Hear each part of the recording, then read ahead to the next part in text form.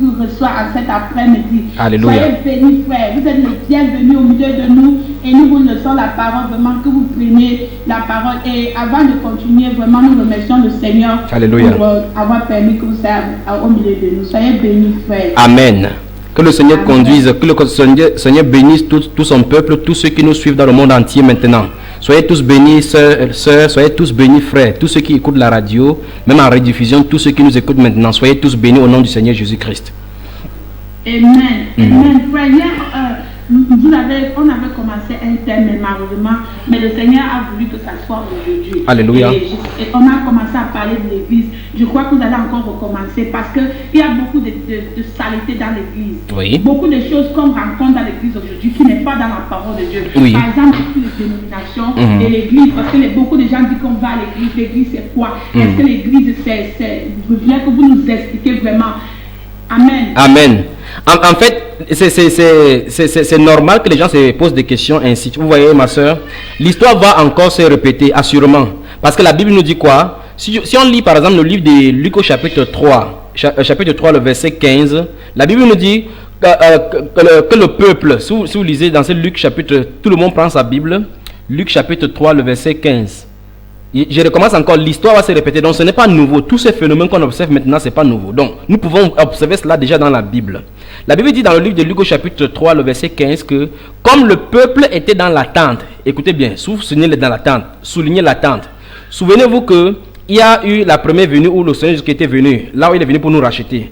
Il y a une seconde venue maintenant quand il vient maintenant pour chercher son épouse. Donc, gardez-vous à l'esprit que les choses doivent être similaires. Alors, il dit, comme le peuple était dans l'attente et que tous se demandaient en eux-mêmes, si Jean n'était pas le Christ. Vous voyez cela? Donc, l'histoire va se répéter. Nous voici maintenant, nous sommes à la veille d'un événement glorieux qui nous attend, la venue du Seigneur Jésus-Christ. Vous voyez, si vous voulez, de même quand les rois mages sont venus indiquer aux religieux la naissance de celui qu'ils attendaient depuis plus de 400 ans, ils ne savaient même pas discerner les signes de sa venue. Or, la chose la plus curieuse qui puisse être est que les scribes et les pharisiens, les anciens et les sacrificateurs savaient très nettement où devait naître le Messie. Si vous lisez Matthieu chapitre 2, verset 1 à 6, vous pouvez voir cela. Mais qu'ont-ils fait donc de cette connaissance? Vous voyez, c'est ça la différence. Il faut qu'on aille à la racine, on va voir la chose. Ont-ils cru en lui plus tard? La réponse est fatalement non. Pourquoi? Parce que ces gens qui devaient être les lumières pour les foules ont plutôt abandonné la parole de Dieu pour établir un système qui est à leur goût. Voilà pourquoi Jésus-Christ va beaucoup s'indigner contre les magistrats et ainsi de suite, les docteurs de la loi, les pharisiens. Si vous lisez Matthieu chapitre 23. Et au sortir de son ministère, il va les appeler de leur nom, du nom de leur vrai père. Dans Jean chapitre 8, verset 37 à 59, il dit, vous avez pour père le diable. Pourtant, ceux-là, ils se disaient, ils obéissaient à la loi de Moïse. Aujourd'hui, ici, par exemple, il y a aussi des Jean-Baptistes que Dieu suscite par tout le monde. Alléluia. Pour préparer sa seconde venue. Amen. Donc, comme l'Écriture le dit, les pharisiens de cette époque, souvenez-vous, l'esprit ne peut pas être tué. Le même esprit qui est, parce que dans le livre d'Ecclésiaste, il n'y a rien de nouveau sur la terre. La Bible déclare clairement dans Colossiens chapitre 3, le verset 15, qu'il n'y a rien de nouveau sur la terre. Ma soeur, je vais à la racine pour qu'on voit que ce n'est pas un phénomène nouveau. Il faut qu'on comprenne que les choses qui nous arrivent maintenant, parce que les gens croient peut-être que c'est un phénomène nouveau, ce n'est pas nouveau. Regardons comment le Seigneur Jésus est venu initialement et voir la préparative, ceux qui l'ont accepté, ceux qui l'ont rejeté, comment étaient les circonstances, et on va comprendre comment doivent être les circonstances avant sa venue. Comment étaient les circonstances à la naissance du Seigneur Jésus? Souvenez-vous, entre Malachie et Matthieu, il y a 400 ans d'écart où il n'y avait pas de prophète. Un prophète, c'est un porte-parole de l'Éternel, c'est-à-dire qui est censé guider les gens dans la parole de l'Éternel. Le fait qu'il n'y ait pas eu de prophète durant 400 ans, les gens se sont formés en dénomination. Je veux qu'on voit bien la similitude. Par exemple, si vous lisez votre Ancien Testament, vous lisez depuis Genèse jusqu'à Malachie, vous ne verrez nulle part où se trouvent les pharisiens. Vous ne verrez nulle part où les Sadducéens se trouvent, les hellénistes. Frères, sœurs, écoutez-moi très bien. Quand Jésus-Christ vient dans Matthieu, subitement on dit les pharisiens, les Sadducéens. D'où sortent-ils? Rentrez dans la loi, vous n'allez pas le voir. Pourtant, il y avait une seule loi, il y avait un seul temple, un lieu d'adoration. Mais subitement, les synagogues sont nées. D'où sortent toutes ces choses alors qu'ils n'étaient pas dans le plan de Dieu? Mais regardez très bien, Jésus-Christ sort hors de ces systèmes-là. Il naît hors de ces systèmes à Bethléem, en Judée. Bethléem, il naît hors de ce système. Il grandit, il est au milieu d'eux. Après, il vient leur apporter la bonne parole pour les faire sortir de ce système, pour les faire changer le système. Je veux que vous voyez cela. Mais avant que Jésus ne vienne pour préparer ses premières épouses là, quelqu'un est sorti du milieu d'eux également, Jean-Baptiste. Et curieusement, les prophéties qu'il lisait étaient écrites sur lui. Il est écrit de lui dans le livre d'Ésaïe que c'est la voix de celui qui crie dans le désert. Et il est né au milieu d'eux et il savait très bien. Si vous lisez la Bible, vous allez voir comment les gens disent que les voisins disaient que sera cet enfant. Plus tard, il a grandi, il est venu annoncer le Christ et il a dit voici l'agneau de Dieu qui ôte le péché du monde. Mais ce qui est chose curieuse, c'est que ce sont les gens qui étaient des religieux sur place, qui étaient des docteurs de la loi, qui ont persécuté Jean, qui ont fini par le faire livrer et qui ont persécuté lui-même, y compris même le Messie. Voilà pourquoi il dit la chose va encore se répéter. Souvenez-vous, le message de la réforme finale de l'église, qu'on retourne dans l'église sans tache ni ride, comme Dieu a demandé qu'on sorte de dénomination, ça ne doit pas être acceptable par tout le monde. Les gens ne vont même pas comprendre pourquoi. Parce qu'ils ont déjà duré dans la dénomination comme cela avait duré chez les pharisiens, chez les sadduciens et autres depuis 400 ans et Dieu laissait faire. Mes chers amis, écoutez-moi très bien. Je veux que vous regardiez la similitude bien même. Le fait que les pharisiens, les sadduciens s'est réunis en groupe n'a pas changé le plan de Dieu que Dieu sorte son groupe de là-dedans. Dieu est en train de préparer son peuple. Dieu veut qu'on sorte de là, selon Apocalypse chapitre 18, verset 4. Donc, le système dénominationnel est né comment? Avec le concile de Nicée. Si vous parcourez l'histoire de l'église, ou bien dans la Bible même déjà, vous allez voir que l'église a été conduite par le Saint-Esprit dès sa naissance. En fait, l'église du Seigneur, il a dit dans Matthieu chapitre 16, le verset 18, il dit, je bâtirai mon église et les cohortes, les feux de l'enfer ne peuvent même pas faire quoi que ce soit contre elle. Donc, et pour que ça soit possible, il faut que ça soit seulement le Saint-Esprit. Dans Jean chapitre 3, verset 8, Jésus il dit, tous ceux qui sont nés de l'Esprit, ils sont comme le vent. Alléluia, ils sont comme le vent. Le vent souffle, il dit, et le vent souffle et tu entends les bruits, mais tu ne sais d'où il vient, ni où il va. Il en est ainsi de tout homme qui est né de l'Esprit. Voilà pourquoi les gens que le Saint-Esprit est venu sur eux à la Pentecôte marchaient selon l'Esprit.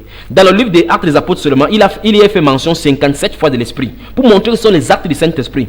Donc l'Esprit, l'Église du Seigneur, ceux qui sont nés de nouveau doivent être conduits par le Saint-Esprit. Et si on est conduit par le Saint-Esprit, on comprendra le plan du Seigneur par rapport à l'Église. Alors, vous voyez, beaucoup de choses sont dites et ont été dites à propos de l'église. Mais nombreux sont ceux qui ne savent vraiment rien. Alors, c'est finalement quoi dans l'église? Certaines personnes pensent que c'est un lieu, un édifice, une cathédrale. D'autres appellent chapelle, où les religieux se rassemblent. On peut voir ainsi donc, les gens disent je m'en vais à l'église, ou bien sors de mon église. Vous voyez? Parce qu'on n'a pas compris les expressions. En fait, les gens sortent avec des révélations dans les écoles de théologie, suivent certaines idées qui ont été sur place, mais voici le problème. J'ai regardé et j'ai compris que voici le problème du monde. Personne n'est jamais venu avec une révélation et aller à l'origine dans la Bible. Qu'est-ce qui se passe? Les gens fondent leur ministère d'après d'autres ministères qui sont venus. Les gens vont à l'école de théologie, celui qui leur enseigne a une forme de ministère, il leur enseigne aussi ça, et ils reproduisent la même chose sans regarder.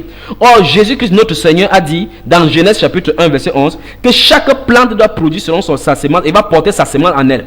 Donc, la parole de Dieu, la sémence qui a été semée à la Pentecôte, porte la sémence de la parole, porte la sémence de l'église, et cette église doit se reproduire à chaque fois, selon cette description-là.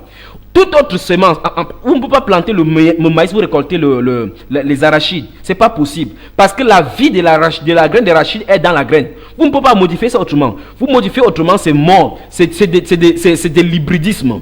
Alléluia. Donc, Dieu veut que chaque semence reste à sa place. Il faut qu'on comprenne la naissance de l'église et même l'appellation église même. L'église, d'après le grec, c'est ecclésia, puisque le Nouveau Testament est écrit en grec. C'est ecclésia, c'est-à-dire que ceux qui sont appelés ordre. Si on ne comprend pas ça, il y a plusieurs dérives aujourd'hui. Vous entendez les gens disent, sors de mon église. Si tu ne veux pas de telles choses, tu chasses de cette assemblée, sors de cette église. Ce n'est pas possible qu'un être humain chasse un autre être humain de l'église du Seigneur du vivant. Alléluia. Donc, il faut que les bien-aimés, ceux qui me suivent maintenant, les frères qui me suivent dans le monde, comprennent que l'église, c'est l'église du Seigneur, c'est le corps de Christ. Et cette église-là, c'est l'ensemble de tous ceux qui sont nés de nouveau. Quand il parle de nés de nouveau, c'est ceux qui ont reçu le Saint-Esprit. Depuis la première Pentecôte jusqu'à ce que le Seigneur Jésus vienne chercher son épouse. C'est ceux-là qui font partie de l'église du Seigneur. Alors, ça c'est le corps spirituel du Seigneur. Souvenez-vous, c'est le corps de Christ. Alors le corps de Christ donc, qu'on appelle l'église, est manifesté sur la terre par les assemblées locales. Voilà là où la pierre d'achoppement.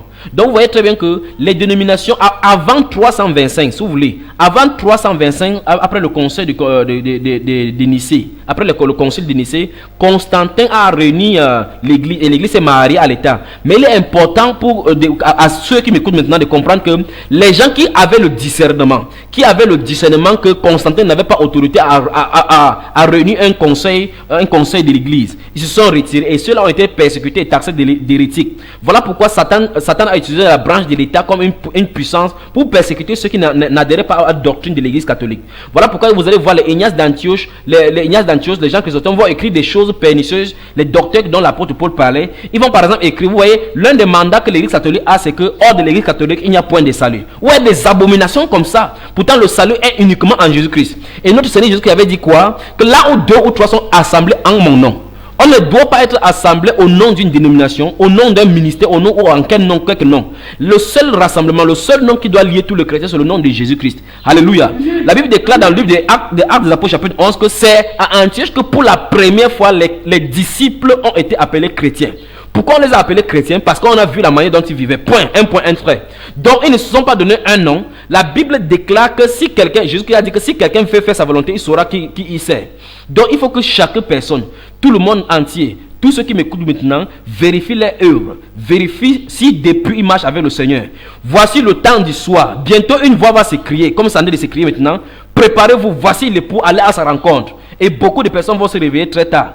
Je sais très bien que les gens ne vont pas admettre ces messages. Je sais que beaucoup combattent ces messages, mais c'est en ordre parce que c'est un petit groupe qui doit en sortir. Dieu fait comme ça pour appeler ses élus qui sont à l'intérieur, qui sont enfouis partout. Souvenez-vous de ceci. Quand Jésus est venu, l'apôtre Pierre, autre là-bas, l'apôtre Paul par exemple était un pharisien avancé dans le judaïsme. C'est lui-même qui le dit comme témoignage. Mais il agissait par ignorance. Pourtant, si vous lisez les règles pharisiennes, dans Marc chapitre 7, de verset 7 à 9, la Bible déclare qu'ils ont mis le commandement de Dieu à côté et au profit des traditions des pères. On a ajouté des choses à la parole de Dieu. C'est très important que les gens m'écoutent maintenant. Je prends cela dès le départ pour vous montrer que c'est la même chose. Regardez très bien comment Dieu avait donné l'adoration à Moïse au temple de Jérusalem. Tout a été régularisé là-bas, tel enseigne que chaque personne qui venait lire la même chose. Chaque fois que le peuple s'est détourné, même dans le livre de 1 roi par exemple, dans 2 rois, quand ils ont perdu la loi, un jour on faisait la réflexion du temple, on a trouvé le livre de la loi, ils ont lu, et Josias a eu du zèle pour l'Éternel, il a restauré la part telle que c'était, et Dieu l'a visité. C'est pour montrer que chaque fois quand il y a la dérive, quand les gens sont illuminés par le Saint-Esprit, on rentre à la puissance, à la parole initiale, Dieu va visiter les gens. Ce n'est pas pour autant que ceux qui sont là, quand ils font le faux, Dieu avait un non. Ils vont croire qu'ils sont avec Dieu parce que Dieu ne dit rien. Le plus grave ici, c'est que dans l'Ancien Testament, Dieu pouvait frapper directement et on voit que Dieu est en train d'agir, Dieu est fâché. Mais mes chers amis, mes chers frères, mes chères soeurs, écoutez bien ceci. La surprise, c'est à la fin de temps. La surprise, c'est à l'enlèvement. Quand quelqu'un ne sera pas enlevé, il va dire si je savais et ce sera trop tard. Donc mettons-nous en ordre dans le Seigneur. Mettons-nous en ordre. Ou bien, même après la grande persécution, tu viens après le millénaire au jugement, on te dit, ouvrier d'iniquité, je ne t'ai jamais connu. J'ai peur que quelqu'un puisse entendre cela. Vous qui commettez l'iniquité. C'est quoi l'iniquité? La parole de Dieu dit dans Proverbe chapitre 30, verset 6, que n'ajoute rien à sa parole, de peur qu'il ne te reprenne et que tu ne sois trouvé menteur. Donc si quelque chose a été ajouté à la parole de Dieu, il faut qu'on change cela. Toutes les dénominations fonctionnent avec un même système, le système pyramidal. Au sommet, il y a un seul homme qui conduit la chose et puis les autres sont soumis à ses pieds. Non. La Bible nous déclare clairement, dans la révélation du Nouveau Testament, que les églises, chaque église locale était dirigée par un comité d'anciens. C'est le comité d'anciens qui fait office des dirigeants de l'église. Il n'y a pas au-dessus des gens qui ont nommé ce qu'on appelle en anglais le General Overseer, le grand prophète, le grand apôtre qui est à l'extérieur, qui contrôle avec un œil méchant, un œil surveillant. Non. Chaque église locale est autonome, ne dépend pas d'une certaine base quelque part. Toute église qui fonctionne avec ce système pyramidal est directement contrôlée par l'Antichrist. Parce que l'église de Rome est contrôlée de la même façon. L'église catholique a son siège à Rome et il contrôle tous les diocèses, toutes les paroisses dans tout le monde entier. Et tout lui rend compte là-bas. Donc si quelqu'un s'est bâti un temple comme ça, un système comme ça, il est directement, pas étonnant donc que la Bible parle de ses filles, les filles de la grande prostituée, la grande mère, la Babylone la grande, la mère des impudiques. Écoutez comment la Bible l'appelle dans Apocalypse chapitre 17, la mère des impudiques. Une mère, c'est celle qui est enfantée. Donc quiconque va s'appeler de n'importe quelle dénomination dans ce monde entier, tu fais partie de ce système appelé le système babylonien. Donc Dieu demande à son peuple de sortir. C'est très important, ma chère soeur, que des gens puissent écouter pourquoi Dieu est en train de dire ainsi. Donc les dénominations naissent vient en existence à partir de Constantin, à partir du conseil de Nicée de 325. Mais je vais vous dire quelque chose. Ce n'est pas de lui que c'est issu. Si vous lisez les précédents empereurs qui étaient avant lui, la chose vient particulièrement de quelqu'un qu'on appelait Alexandre Sévère.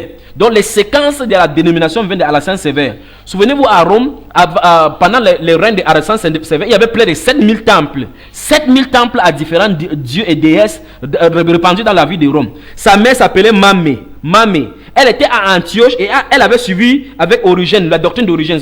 Pour ceux qui me suivent, qui connaissent l'histoire de l'église, doivent savoir qui était Origène. À Antioche. Origène était un évêque de l'église d'Antioche. Alors, la mère d'Alexandre Sévère, qui était à Rome maintenant, avait suivi les enseignements d'Alexandre Sévère, d'Origène. Elle est rentrée à Rome. Comme Alexandre Sévère était empereur en âge minorité, ça veut dire qu'elle était sous l'influence de sa mère. Alors sa mère lui a donné les tendances chrétiennes. Comme aujourd'hui les gens vous disent qu'ils portent à l'église, ils ont l'apparence externe chrétienne, mais qui à l'intérieur ne sont pas convertis.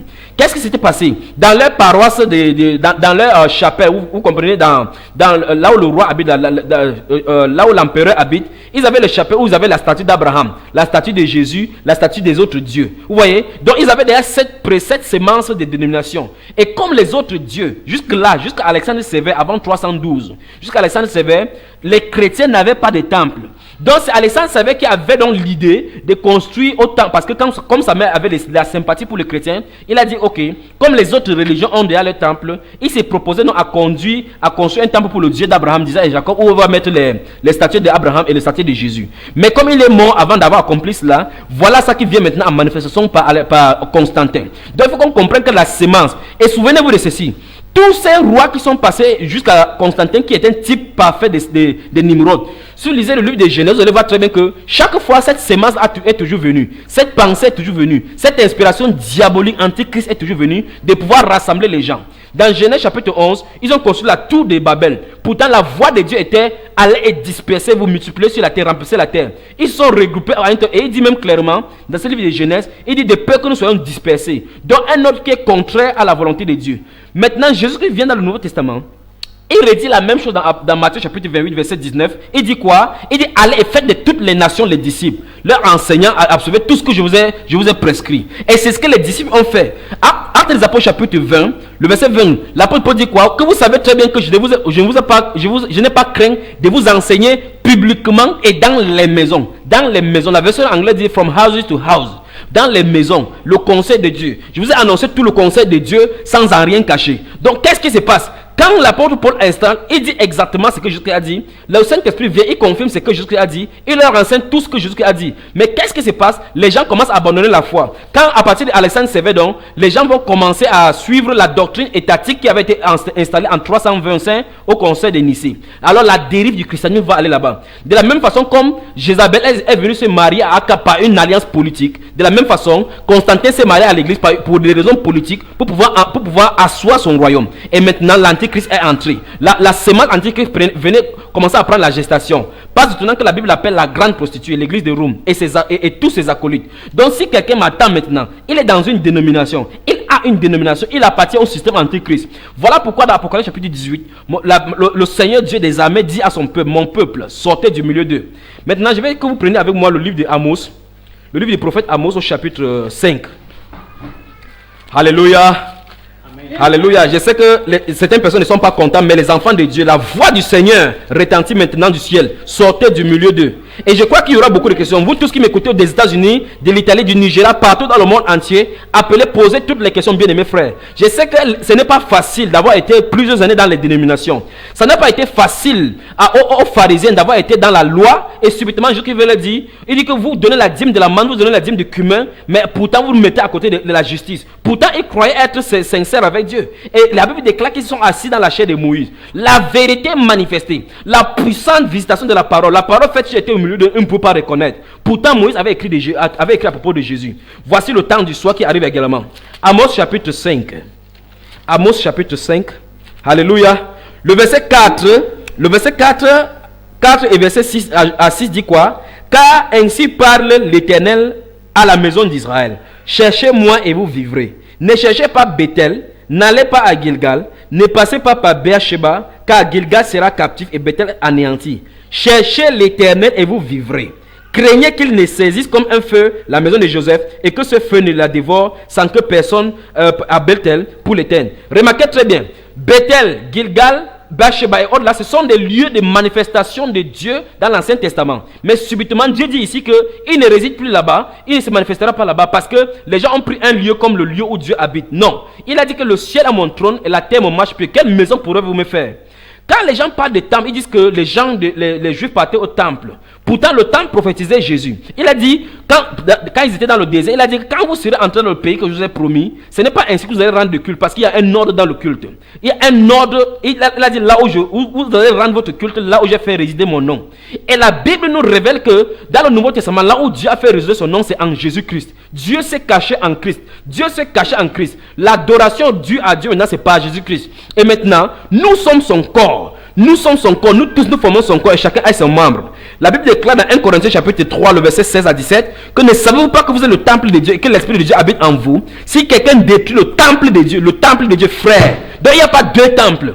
Dans la période de Juifs, il n'y avait pas deux temples. Il y avait un seul temple à Jérusalem. Si quelqu'un habitait Gaza, la Samarie, il fallait qu'il se déplace pour arriver à Jérusalem, quel que tu sois, qui que tu sois. Maintenant, Jésus-Christ l'a donné prophétiquement. Il dit, détruisez ce temple-ci et je le rebâtirai en 3 jours. La Bible déclare qu'il parlait du temple de son corps. Bien que physiquement, le temple a été détruit sous Titus en l'an 70. Mais il parlait de son corps spirituel, de son corps physique qui devait être détruit et qui devait ressusciter. Maintenant, il dit qu'il devait refaire son corps. À la résurrection, après l'ascension, il a fait venir son corps, son corps est devenu vivant. Donc, le corps de Christ donc est devenu vivant par le Saint-Esprit. Et nous sommes manifestés sur la terre maintenant en assemblée locale. Donc, le temple de Jérusalem n'a plus son lieu d'être spirituellement parlant. Et même, quand on commence à répliquer dans les dénominations dans le monde, sans savoir d'où ça vient, voilà là où le mal est. Il n'y a pas un seul verset biblique en faveur des dénominations dans la Bible. Personne ne peut monter un seul verset biblique pour les dénominations. Donc si un frère est en train de m'écouter maintenant, si un pasteur est en train de m'écouter maintenant, il doit savoir que sa fondation n'est pas suivant la Bible. Et Jésus avait dit dans Luc chapitre 6 que si quelqu'un bâtit sa maison, il ne bâtit pas sur le roc. Quand les vents vont souffler, la ruine sera terrible. Alléluia. S'il ne bâtit pas la maison sur le roc, c'est Christ. Christ est la révélation de Dieu. Christ est la révélation de Dieu. Et c'est lui qui doit bâtir son église. Personne ne peut recevoir une révélation et dire que cette révélation-là, sans avoir contrôlé et que la révélation est contre la parole de Dieu. Aucune personne, j'aimerais bien que les pasteurs qui m'écoutent maintenant, que les prophètes qui m'écoutent maintenant dans le monde entier, me demandent par la Bible que Dieu a changé entre temps. La Bible déclare dans Malachie qu'il n'y a aucune ombre de variation en lui. Et Jésus-Christ est le même hier, aujourd'hui, pour toujours. Comme il a agi, il va là toujours agir. Dieu merci, le Seigneur Dieu des armées ne nous a pas laissé orphelins. Franchement, s'il n'y avait pas la Bible, on devait suivre n'importe quoi. Alléluia. Il nous a laissé sa parole et il a conclu que personne ne doit rien ajouter ni rien y retrancher. C'est le dernier arbitre en matière de l'autorité spirituelle. Tout ce qui concerne la chose céleste est régularisé dans la Bible. Il n'y a pas une nouvelle révélation que Dieu va donner à son peuple, non. Il y aura l'élimination des passages bibliques comme il est en train de faire maintenant. Ce n'est pas une nouvelle révélation. C'est écrit dans la Bible. Dieu veut que son peuple retourne à l'église originelle. Je vous ai toujours dit que quand on plante une graine de maïs, quand ça produit, à la récolte, à la moisson, c'est la graine de maïs qu'on va retrouver. C'est conforme à Genèse chapitre 1, verset 11, où il est écrit que chaque plante reproduit selon son espèce et qu'on est des semences. Chaque semence est sa vie en elle-même. Donc l'église que Dieu a semée dans la Pentecôte n'a jamais été éteinte, ne sera jamais éteinte. Et nous sommes de cette semence-là. La même semence, la même déclaration qui a été dit que repentez-vous, que chacun de vous soit baptisé et allez jusqu'à maintenant, jusqu'à ce que le Seigneur Jésus-Christ vienne. Donc, et il dit maintenant, mon peuple, j'ai entendu du ciel une autre voix qui dit, mon peuple, sortez du milieu d'elle. Pourquoi du milieu d'elle? Parce que le peuple de Dieu s'est trouvé en captivité. Souvenez-vous, pour ceux qui disent que avant qu'on ne vienne avec ce message, les gens étaient dans la dénomination. Oui, les gens étaient dans la dénomination. Avant que Jésus ne vienne, les gens étaient dans la secte des pharisiens. Oui, avant que Jésus ne vienne, les gens étaient les hellénistes. Oui, l'apôtre Paul était pharisien. Les autres étaient des partis des sadducéens. Les autres étaient des partis des juifs affranchis. Ceux dits de la synagogue des affranchis. Alléluia. Mais parmi tous ceux-là, le Zénas est sorti de là-bas. Crispus est sorti de là-bas. Jason est sorti de là-bas. L'apôtre Paul est sorti de là-bas. Le Saint-Esprit les a fait sortir de là-bas. Et plus jamais ils n'ont plus parlé de leur secte. Plus jamais ils n'ont plus parlé de leur dénomination. C'est la même chose qui va se passer. Tous ceux-là, les pôles, les pieds qui se trouvent dans les dénominations maintenant, vous qui écoutez la voix de Dieu, sortez du milieu d'eux. Et il faut que vous compreniez le pourquoi Dieu dit. Parce qu'on est hors du plan de Dieu. Souvenez-vous, lors de la persécution, des grandes persécutions qui a eu lieu après Constantin, sur Dioclétien particulièrement, et sur les différents rois qui ont suivi, qu'est-ce qui s'est passé? L'église va basculer dans un processus de plus de 1000 ans de ténèbres, qu'on appelait l'âge des ténèbres de l'église. Alors, durant cette période-là, vous voyez, à l'âge de Thyatire et de Thyatire et de Smyrne, qu'est-ce que la Bible, Dieu va dire quoi? Il dit, sois fidèle jusqu'à la mort. Dieu permettait qu'on tue les gens. On a crucifié les gens. On a brûlé les gens. Jeanne d'Arc et autres, jeté les gens en pâture au lion. Parce qu'ils avaient la vérité. Parce qu'ils tenaient pour la vérité. De la même façon, il y a des gens baptistes maintenant. Il y a l'esprit de Dieu maintenant sur des gens qui vont tenir ferme contre l'esprit dénominationnel. Et souvenez-vous, ce n'est pas l'État qui va persécuter plus. Souvenez-vous, ce n'est pas l'État qui va persécuter plus. Souvenez-vous, ce ne sont pas des Romains qui ont persécuté Jésus. Ce sont des pharisiens qui sont allés le livrer entre les mains de Jésus. Jésus a dit dans Matthieu que l'heure vient où vos frères vont vous livrer. Vous vous souvenez de cela? Donc parce que leur œuvre est mauvaise. Quand on va dénoncer les œuvres, ils vont dire, voilà, c'est eux qui font comme ça. Et eux-mêmes, ils vont former des congrégations pour nous livrer. Mais nous n'en faisons notre vie aucun cas, comme si elle nous était précieuse. Nous allons prêcher la parole de Dieu. Alléluia. Donc, aucune autorité sur cette terre, aucune personne sur cette terre n'a d'autorité au-delà de la parole de Dieu. Toute autorité qui ne se soumet pas à la parole de Dieu, qui n'est pas en droit de ligne avec la parole de Dieu, doit être bafouée par tous les enfants de Dieu qui sont sous cette autorité. Alléluia. La seule autorité sur nous, c'est l'autorité du Saint-Esprit. Et toute personne, toute autorité parmi les hommes qui dit quelque chose qui est contre la parole de Dieu, nous devrons nous tenir contre cela et subir la persécution. Souvenez-vous, plus les persécutions passaient dans l'histoire de l'église, plus les gens, l'amour était grand pour le Seigneur. Amen. Les gens donnaient volontiers les biens. Lisons le livre de Hébreux chapitre 13. Alléluia. Alléluia. Quelle église glorieuse nous devrons avoir. Amen. Oui. On a la sœur Goma, oui. Amanda de Dubaï. Oui. Elle a écrit, elle demande le fait que les gens vont à Bethel, à Nazareth, à Galilée, oui. C'est une abomination. C'est exactement, voilà pourquoi Dieu a dit dans Amos chapitre 5 verset 4, il dit ne cherchez pas là-bas. Parce que les gens avaient pour habitude, et c'est le propre des êtres humains. Quand Dieu se manifeste quelque part directement le lieu, ici au Cameroun, on a dit que la statue de Marie, la démon appelée Astarte est apparue en Simalène. Les gens sont allés déterrer les arbres là-bas parce qu'il y a une manifestation spirituelle. C'est comme ça l'être humain. Alléluia. À bien plus, on peut même aller jusqu'à adorer quelqu'un. Donc Dieu dit qu'on ne cherche pas un lieu, qu'on le cherche. Si on le cherche d'après sa parole. Alléluia. Si vous lisez dans le livre de 1 Timothée, si vous lisez l'histoire de l'arche de l'alliance qui avait été prise par les Philistins, vous lisez, la Bible déclare que dans le livre de comment ça s'appelle? Dans le livre de 1 Chronique, la Bible déclare que David tient un conseil. Souvenez-vous, David c'est l'homme selon le cœur de Dieu. David tient un conseil avec tout le peuple et il dit, ça fait longtemps que l'arche de l'alliance n'est pas revenu à Jérusalem. Montons prendre l'alliance, l'arche de l'alliance de notre Dieu. Vous voyez, ils avaient des bonnes paroles. Ils parlaient des dieux d'Israël. Ils ne savaient pas autre Dieu. Souvenez-vous bien de ça, vous qui m'écoutez maintenant. Qu'est-ce qu'il a fait? Il a raboté les plus beaux bois, le plus beau chariot pour aller transporter l'arche de l'alliance. À partir de cet instant-là, David avait raté le plan de Dieu. Alléluia. Donc, David est allé chercher Dieu. Remarquez très bien. Quand l'arche va se pencher, Uza va tendre la main, le feu de Dieu va sortir, va le brûler. David va prendre conscience que, qu'est-ce que j'ai fait là? Je ne peux pas le mettre chez moi. Je ne peux pas mettre cette arche chez moi. Pourquoi? Il y avait le prophète Nathan là-bas. Pour chercher l'Éternel, il devait chercher l'Éternel selon la parole de l'Éternel, comme il avait toujours fait pour aller en guerre. Il va choisir sa propre voie, voulant servir Dieu à sa manière.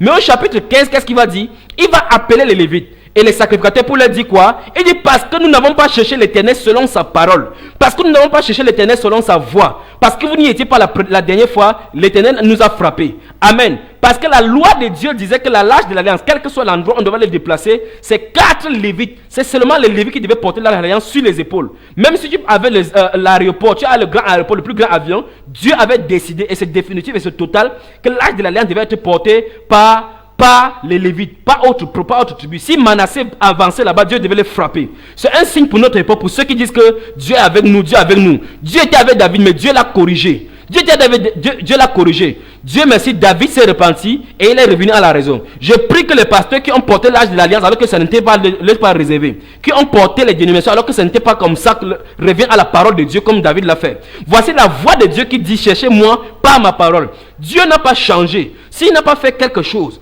dans le livre d'Éphésiens chapitre 2, le verset 20, la Bible dit que nous avons été édifiés, construits. Les chrétiens sont bâtis d'après le fondement des apôtres et des prophètes. Jésus-Christ était la pierre angulaire. Donc, si les apôtres ont fait, frères, sœurs, ont fait. S'ils n'ont pas fait, on met ça de côté. Tout ce qu'on y ajoute vient du diable. C'est ce que la Bible déclare. La Bible déclare que la parole de Dieu est oui et amen. C'est définitif. Amen. Dans Romains chapitre 3, le verset 3, amen. Il est écrit, oui. Mais je veux savoir, pour quelqu'un, par exemple, moi que j'ai gagné. Oui. Et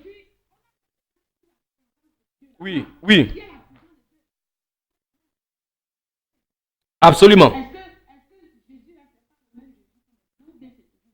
Bonne question. Vous voyez, ça touche là la question de dispensation. J'aimerais bien poser la question que, comme tu viens de poser là, plusieurs personnes ont la même question. Prenons un exemple. Vous vous souvenez que quand le Seigneur Jésus était là, il y avait un souverain sacrificateur appelé Caïphe, n'est-ce pas? C'est lui qui était souverain sacrificateur cette année-là. Alors, si vous lisez le livre de Jean au chapitre 11, à partir du verset 45 et plus, qu'est-ce qu'il est écrit? La Bible déclare que les Sanhédrins s'est réunis, c'est Caïphe qui s'est levé, il a dit que vous n'y voyez rien, vous ne voyez pas qu'il est important que c'est un homme qui meurt pour le peuple. La Bible déclare qu'étant souverain sacrificateur, il prophétisa. Vous avez entendu ça? Il prophétisa que non seulement Jésus devait mourir pour le peuple, mais c'était afin de réunir les enfants de Dieu dispersés. La question que je pose est, par quel esprit prophétisait-il? Puisqu'il était souverain sacrificateur de Dieu. Le voilà, Dieu montre maintenant qu'il y a une nouvelle ère qui est en train de se passer. Jésus qui est en train de faire une chose nouvelle. Lui, il est dans une ancienne alliance. Et cette alliance-là, il est souverain sacrificateur selon un ordre, selon une dispensation. Mais le problème, c'est qu'il se trouve face à face à une dispensation. Ce qu'on appelle par exemple la zone tampon. Dans la zone où la loi devait faire place à la grâce. Alléluia. Là où la loi devait faire place à la grâce. Maintenant, ça, c'était le trait d'union entre la loi et la grâce. Voilà le souverain sacrificateur selon la loi là-bas. Voici le souverain sacrificateur selon l'ordre de Melchisedec qui se tenant devant lui. Le souverain sacrificateur selon l'ordre de Melchisedec, l'autre souverain sacrificateur selon la loi prophétise dans sa vie. Alléluia. C'est un peu comme toi, tu disais que tu étais dans la dénomination. Oui, c'est vrai. Plusieurs personnes étaient dans la dénomination. Mais maintenant, est-ce que c'est la dispensation maintenant de sortir? Oui, il faut sortir. Dieu a laissé, par exemple, pendant les 1000 ans de ténèbres qui s'est passé dans l'église. Les gens étaient dans les grottes, dans le sous-sol, se cachaient dans les champs. Dieu les connaissait. Dieu a laissé passer comme ça. Il pouvait préserver des gens. Mais c'est dans le plan de Dieu que ça arrive ainsi. Dieu veut que maintenant, au temps du soir, qu'on retourne. Oui, mes soeurs, oui, mon frère, des gens sont dans les dénominations. Ce n'est pas pour autant qu'on doit y rester parce que Dieu a dit qu'on sorte. Si vous lisez la Bible, vous allez voir que Judas Iscariote était avec les disciples, mais il n'allait pas là-dessus se pendre. Ce n'est pas pour rien, pour autant qu'on doit aller se pendre comme lui, il s'est pendu. Non, on doit suivre le bon exemple. Ce n'est pas parce qu'il a fait comme ça, il a guéri les malades. Oui, il a guéri les malades au nom de Jésus. Mais maintenant, qu'est-ce qu'il a fait par la suite? Il allait se pendre. Il a quitté la voie de Dieu.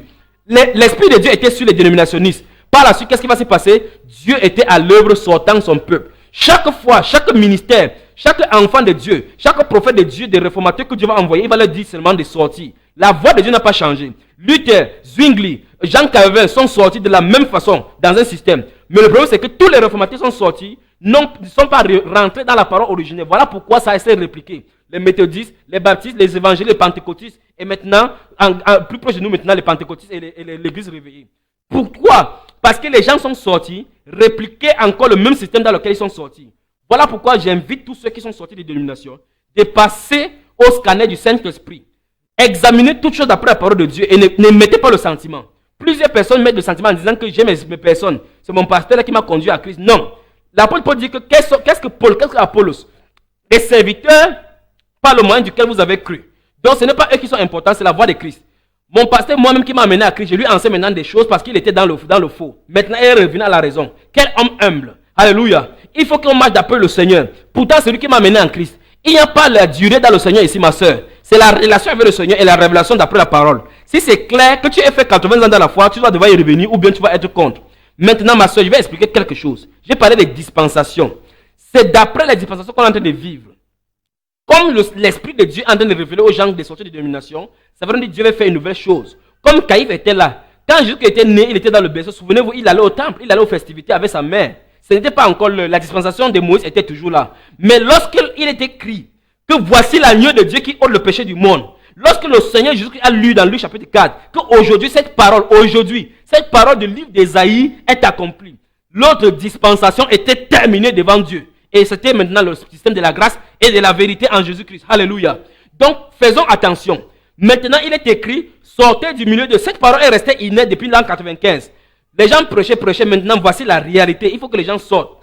Les deux dispensations, les systèmes de Moïse, le système de la loi, le système des dénominations étaient toujours là. Mais maintenant, Dieu veut faire une chose nouvelle. Selon le plan qu'il avait initialement en lui-même. De réunir en un seul corps, appelé corps de Christ. Sortez. Alléluia. Oui. Amen. Bonne question. Bonne question. Avant de répondre, répondons par la Bible. Dans le livre de 2 Corinthiens, alléluia, sorti pour aller aux bonnes questions. Dans 2 Corinthiens chapitre 6, alléluia, verset 17, la Bible dit, c'est pourquoi sortez du milieu il faut qu'on suive l'ordre de Dieu. En fait, si quelqu'un est né de Dieu, il va suivre la voie de Dieu. Regardez ce qu'il est écrit dans le chapitre 17, verset 17. Il dit, c'est pourquoi sortez du milieu d'eux et séparez-vous. Voilà la deuxième chose. Parce qu'il y a des gens qui sortent, après ils viennent à la maison, ils reviennent encore là-bas. Ils disent, non, non, j'ai quand même mes amis là-bas, j'ai fait telle chose là-bas, je vais pour les convertir. Non, non, non, non, non, ne faisons pas de telles choses. Tu joues avec le feu. Dieu a dit, sortez du milieu d'eux, séparez-vous. Donc il faut qu'il y ait séparation physique. Il faut qu'il y ait séparation claire. Dit le Seigneur. Et dit, ne touchez pas à ce qui est impur. Toute cette chose-là. Dans Ésaïe chapitre 28, verset 8 à 11, il dit quoi? Il dit, toutes les tables sont pleines de vomissures. Ce n'est que précepte sur précepte. Chaque dénomination a ses règles. Sinon, s'ils avaient les mêmes règles, alors, puisque la seule règle, c'est la parole de Dieu. Si c'est la même parole qui était prêchée, alors, unanimement, on devrait être d'accord. Mais telle dénomination ne croit pas au baptême au nom de Jésus. Telle ne croit même pas à la manifestation du Saint-Esprit. Telle ne croit plus au miracle. Vous pensez que Jésus-Christ est là-dedans? Non. Jésus-Christ est fidèle, il ne peut pas se régner. Ici, la Bible déclare, ne touchez pas à ce qui est impur. Pourquoi? Et il dit, je vous accueillerai. Voilà la réponse, ma soeur. Il dit, je vous accueillerai. Donc, c'est qu'une soeur, un frère qui m'écoute maintenant a à faire, sa responsabilité, c'est d'abord de sortir. Ne réfléchis pas là où tu vas aller, point. Ne réfléchis pas, Dieu a promis qu'il va t'accueillir. Vous avez les maisons. Alors, après cette sortie, alléluia. Oui.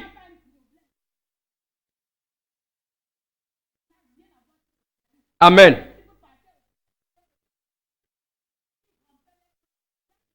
Et c'est pour ça que... Ok. Ah. Ok.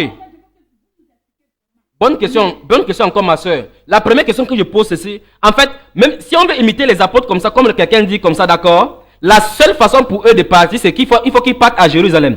Alors, il faut qu'ils partent à Jérusalem parce qu'il y avait un seul temple. Quel que soit le cas, vous allez voir par exemple, l'apôtre Paul va dire, il dit que je veux, si Dieu le permet, qu'il faut que j'arrive à la Pentecôte à Jérusalem, parce qu'il voulait se présenter à Jérusalem. Parce qu'il était n'importe où, il fallait qu'il vienne à Jérusalem pour rendre le témoignage de Jésus-Christ là-bas. Alléluia. Donc si quelqu'un veut imiter ce que les apôtres faisaient, la seule et unique façon de le faire, c'est qu'il parte à Jérusalem. Maintenant, il faut expliquer aux chrétiens pourquoi le temple, pourquoi ils partaient au temple. Le Seigneur Jésus-Christ, en allant au ciel, a dit dans le livre de Actes chapitre 1, le verset 8, il a dit, mais vous recevrez une puissance quand le Saint-Esprit surviendra sur vous et vous serez mes témoins à Jérusalem. Il fallait que le témoignage soit d'abord à Jérusalem, puis en Samarie, ainsi de suite. Amen. Donc, voilà pourquoi ils partaient au temple. Ils ne partaient pas au temple pour communier. Non. La Bible déclare que leur communion, c'était dans les maisons, pour montrer que, après être là-bas, aller là-bas pour impacter, ils venaient et la communion des chrétiens était dans la maison. Ce n'était pas des chrétiens qui étaient au temple, non. Les chrétiens allaient au temple pour les enlever sous le système de Moïse. Alléluia. Les chrétiens allaient au temple pour les enlever sous le système de Moïse. Les chrétiens n'ont pas de temple parce que les chrétiens forment le temple. Le culte chrétien proprement dit, c'est le seul culte où il n'y a pas de sacrifice humain à donner, où il n'y a pas de sacrifice extérieur à donner. C'est seulement le sacrifice de l'air, c'est-à-dire le fruit qui confesse son nom. Amen. Oui. Alléluia. Amen. Amen. Oh, oui. Donc dans le monde entier, si vous nous écoutez, faites signe. Dans le monde entier, si vous nous écoutez, faites signe. Soyez bénis tous ceux, vous qui êtes à Londres, vous qui êtes au Nigeria, en Italie, en Amérique, dans l'Amérique du Nord, en Amérique du Sud, en Europe de l'Est, en Europe de l'Ouest. Quel que soit l'endroit où vous trouvez, le Saint-Esprit vous connaît. Il connaissait l'énigme éthiopien, il connaissait là où il était dans le désert. Alléluia. Alors la sœur, est-ce que tout est en ordre là maintenant? Alléluia. Amen. Est-ce que tout est en ordre? Oui. Alléluia. Oui. Donc je disais donc que le temple, ils allaient au temple pour impacter. Nulle part il n'est dit. Remarquez très bien.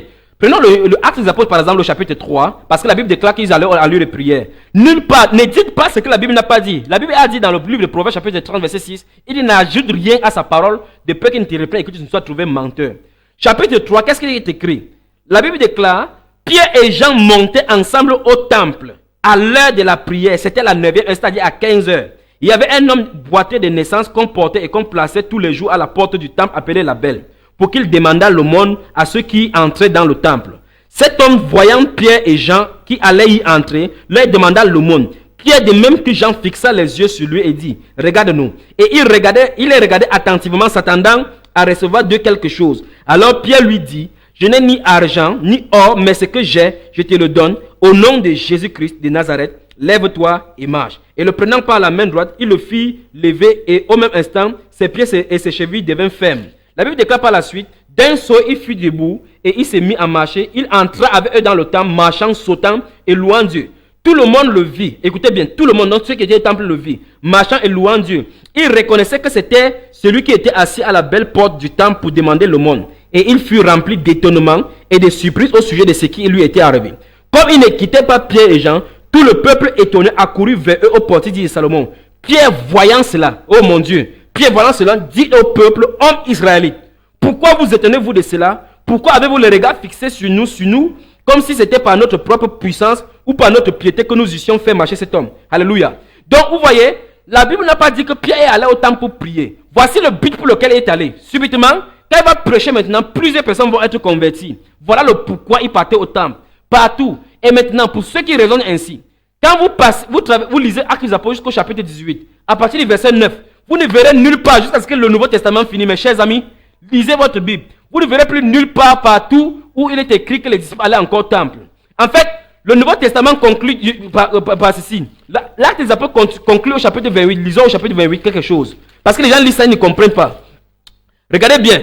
Quand les Juifs vont venir voir Paul dans sa maison de résidence où il était à Rome, voici ce qui se passe. Regardez bien. Verset 23 au chapitre 28 des Actes des Apôtres. Il lui fixait un jour et plusieurs vinrent le trouver dans son logis. Paul leur annonça le royaume de Dieu en rendant témoignage et en cherchant par la loi de Moïse et par les prophètes à les persuader de ce qui concerne Jésus. L'entretien dura depuis le lendemain, le matin jusqu'au soir. Écoutez bien, les uns furent persuadés par ce qu'ils disaient, les autres ne crurent point. C'est ça le groupe. Les gens vont comprendre, d'autres vont accepter, d'autres ne vont pas accepter. Nous, on fait l'œuvre du Seigneur.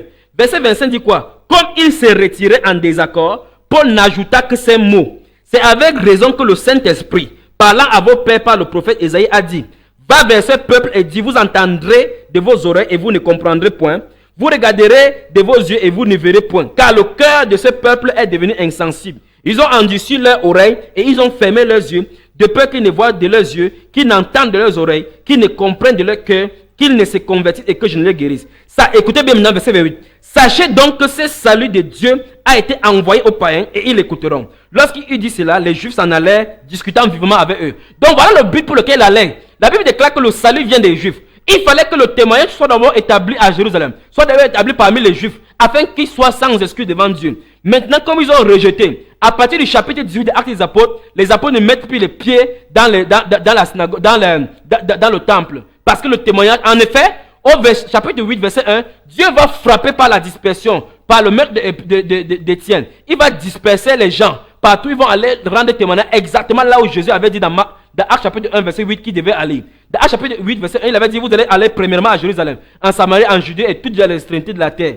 Si vous lisez le chapitre 8, verset 1, ils sont allés exactement là-bas après la persécution. Parce que c'est l'ordre de Dieu. Alors, quand vous voyez les gens qui étaient à Antioche, qui ont cru à Antioche, est-ce qu'ils partaient au temple? Il y a un temple à Antioche. Ceux qui ont cru à Corinthe, est-ce qu'il y avait un temple à Corinthe? Oh, que Dieu nous aide vraiment. Quand il y a ceux qui ont cru à Rome, est-ce qu'ils sont allés à Rome il y a un temple à Rome où ils devaient adorer? Ceux qui ont cru en Thessalonique et ainsi de suite. Que nous revenions dans la parole de Dieu. Oh! Oh non, non. La persécution, remarquez très bien ce qui est écrit. Si vous lisez chapitre 2, là où le Saint-Esprit est même descendu, la Bible déclare qu'ils étaient dans la chambre haute. Donc le Saint-Esprit est venu sur l'église et l'église est née dans la maison. Au chapitre 2, verset 2, la Bible déclare que le Saint-Esprit, tout à coup, il vient un vent impétueux, comme un vent impétueux, et le Saint-Esprit remplit la maison où ils étaient assis. Ils n'étaient pas dans le temple parce qu'ils attendaient ce que Dieu devait leur donner. Maintenant, regardez que l'église est née dans la maison. L'église est née dans la maison. Et par la suite, la persécution, ce n'est pas le problème, ce n'est pas parce qu'ils partaient au temple. Non, ce n'est pas seulement parce qu'ils partaient au temple. Ce n'est pas à cause du fait qu'ils étaient persécutés qu'ils se réunissaient dans la maison. Ok, après la persécution d'Étienne, la Bible déclare que l'église était en paix dans toute la journée en ce temps-là. Alléluia. La Bible déclare que l'église était en paix. Donc, ce n'est pas chaque fois qu'il y avait la persécution. Il y a eu persécution sous Néron. Nonobstant du fait que les chrétiens, on ne les persécutait pas parce qu'ils venaient au temple. Il y avait la persécution venant des différents royaumes. Il y avait la persécution des Juifs. Parce que cet apôtre, vous allez voir comment, quand on va l'amener en prison, les Juifs vont venir déposer contre lui. Il va appeler à César. Il va voyager jusqu'à Rome. Après, les Juifs vont voyager depuis Rome, depuis Jérusalem, pour venir à Rome témoigner contre lui. Donc la persécution n'était pas à cause du temple seulement. Ce n'est pas à cause de la personne qu'ils habitaient dans la maison. Il faut qu'on comprenne que l'église de Dieu, l'épouse du Seigneur Jésus, les frères et sœurs, en fait, nous appelons frères et sœurs. Notre réunion, c'est dans la maison, puisque c'est une réunion familiale. nous nous comportons en famille, nous rompons de plein de la simplicité de cœur, nous avons tout ensemble dans la communion. C'est comme ça. Dans les dénominations, ce n'est pas comme ça. Chacun sort de son lieu, vient se rassembler là-bas et par la suite, il rentre chez lui. Ce n'est pas la communion. La Bible déclare qu'ils demeuraient ensemble parce que c'était l'église de proximité. Les frères s'exhortaient mutuellement. Les gens qui habitaient à un pas, deux pas, trois pas pouvaient se réunir dans les maisons. C'est comme ça le modèle biblique de l'église. L'église se réunit comme ça en église locale de façon autonome. Et indépendant d'une dénomination, indépendant d'un général overseer, d'un apôtre qui a quelque chose en Amérique où elle a créé son église. Non, c'est l'église du Seigneur. Et c'est très important de comprendre cette notion. Si on perd de vue que c'est l'église du Seigneur, que c'est le corps de Christ, et en fait que ce n'est pas un homme qui bâtit, que c'est le Saint-Esprit qui doit nous utiliser comme instrument, comme les membres. Chaque pierre de cet édifice doit se former elle-même pour être une habitation spirituelle de Dieu, une habitation spirituelle de l'Esprit de Dieu. Et le modèle a été posé une fois pour toutes. L'apôtre Paul le dit dans 1 Corinthiens chapitre 3, que j'ai posé la fondation comme un sage architecte et un autre bâti dessus.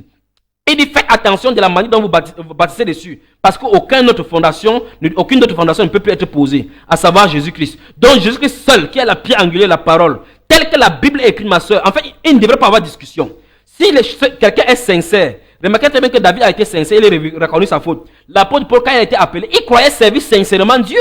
Alléluia. Puisqu'il a fait ses études, il a fait les études doctorales. Qu'est-ce qui s'est passé? Ne réussit-il pas? Souvenez-vous de Gamaliel. Gamaliel qui était un docteur de la loi. Il a vu encore l'apôtre Paul, il a dit non, c'est pas moi qui l'ai formé. Cette chose-là, si ça vient de Dieu, on ne peut pas combattre. Pourquoi? Parce qu'il voyait très bien que ce qu'il avait enseigné à l'apôtre Paul n'a rien à voir. L'apôtre Paul dit qu'il persécutait à outrance l'église de Dieu vivant. Mais il agissait dans l'ignorance. Beaucoup de personnes travaillent avec l'esprit de dispute, avec l'esprit antéchrist. Parce que l'antéchrist veut dire l'anti-parole. Si quelqu'un dit quelque chose qui est contre la parole, je douterai de l'esprit qu'il a reçu. Parce que Jésus a dit que quand le Saint-Esprit viendra, il vous conduira dans toute la vérité. Le Saint-Esprit ne peut pas venir conduire les gens dans le mensonge, ce n'est pas possible. Donc je réponds à ta question, si c'est un autre esprit qui est venu sur eux, alors ce n'est pas l'esprit de Dieu. Parce que la Bible déclare dans 1 Jean chapitre 4, il dit, mais bien aimé, n'ajoutez pas foi à tout esprit, mais sondez tout esprit pour savoir s'il vient de Dieu. L'esprit qui confesse Jésus qui venait en chair. Jésus qui venait en chair est confessé parce que c'est la parole manifestée. Et la parole et l'esprit sont un. La parole ne peut pas, le Saint-Esprit ne peut pas venir confesser autre parole parce que Jésus a dit qu'il va venir, il va nous conduire dans toute la vérité et prendra de ce qui est à lui, la parole, pour manifester à l'église. Donc si quelqu'un dit qu'il a la révélation, si c'est contraire à la parole de Dieu, ça ne vient pas de Dieu. Alléluia. Donc Jésus a promis le véritable Saint-Esprit. Amen. Oui.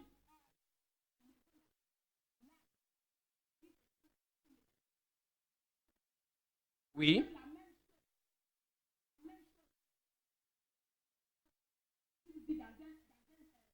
Oui. Oui.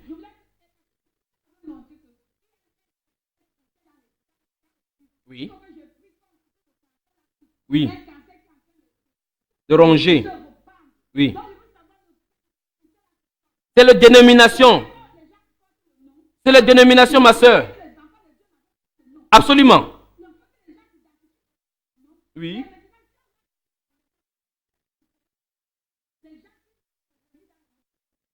Bonne question. Bonne question. Amen. Oui. Évitez de telles personnes au milieu de vous parce qu'il y a encore l'esprit dénominationnel. Oui, ma soeur. J'ai dit, évitez donc de telles personnes. Voilà pourquoi après être sorti des dénominations comme ça, il faut que les gens soient épurés. Sinon, ils vont répliquer encore le même système. Parce que c'est un système dont il est question. Ce ne sont pas des êtres humains dont il est question, ma soeur. Ce n'est pas les êtres humains dont l'esprit de Dieu combat. C'est le système dénominationnel. Il faut que les gens comprennent très bien. Le système qui a été mis en place est un système contrôlé par l'antéchrist. Prenons un exemple. Dans le livre de Daniel, par exemple, vous allez voir que le roi Darius avait 120 satrapes parmi lesquels il y avait Daniel. 120 satrapes maintenant dans les provinces étaient comme des gouverneurs qui rendaient compte à qui? À Darius. Maintenant, au-dessus de Darius, il y avait une entité spirituelle. Satan ne peut pas être partout comme notre Dieu pour contrôler son royaume. Qu'est-ce qu'il fait? Il maintient les gens dans un système de pyramides, sachant que chaque personne doit rendre compte à une autre personne et au sommet, on doit lui rendre compte. Donc, c'est le système pyramidal. Le système dénominationnel, c'est le système pyramidal. Comme tu as dit, l'église du Seigneur n'a pas de nom. L'église du Seigneur, c'est une entité spirituelle. Ce n'est pas possible. En fait, quand on dit l'église du Seigneur, comment quelqu'un peut dire qu'il appartient au corps de Christ et il dit que nous sommes l'église de tel? Jésus a dit là où 2 ou 3 sont unis en mon nom, sont assemblés en mon nom. On ne peut pas s'assembler sous un arbre et être au nom d'une autre personne. Ce n'est pas possible. Donc, comme quelqu'un dit en Chine, Si vous remarquez, donc ceux qui se réunissent dans les catacombes, sous les arbres, comme vous dites comme ça là, ils n'appartiennent pas à des dénominations. Je rends grâce à Dieu, particulièrement en Chine et dans le pays de Népal et Pakistan et autres là, où les frères se réunissent dans les maisons. En fait, il faut que Dieu suscite des persécutions comme ça. En fait, qu'on l'admette ou pas, le bulldozer du Saint-Esprit est en marche. Toute personne qui va s'opposer contre ça sera brisée. Et toute personne qui va se résister contre l'Esprit de Dieu ne font que s'attirer des ruines. Mais ceux qui vont accepter le mouvement de cet esprit vont aller sous les ailes du grand aigle, le Dieu des armées. Alléluia. Donc, ceux qui se réunissent dans des maisons se réunissent sans prendre de nom. Maintenant, quelle est la différence, comme tu as posé la question, quelle est la différence entre ceux qui se réunissent dans le nom? En fait, il faut que vous compreniez. Il n'y a pas de communion au sens biblique du terme dans les dénominations. Ça ne peut pas possible. Pourquoi? Parce que c'est une famille. Dans les dénominations, on ne se rencontre pas en famille. Dans la maison. La Bible est claire, c'est la maison. Pourquoi? Si on prend par exemple, je prends par exemple la Sainte Seine. La Sainte Seine doit se passer, on doit rompre le pain en compagnie des repas.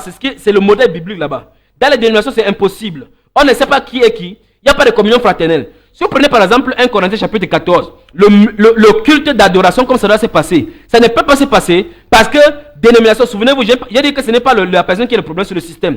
Le système est clair. Chaque dimanche ou mercredi, les gens viennent se réunir. On connaît ce qui va se passer.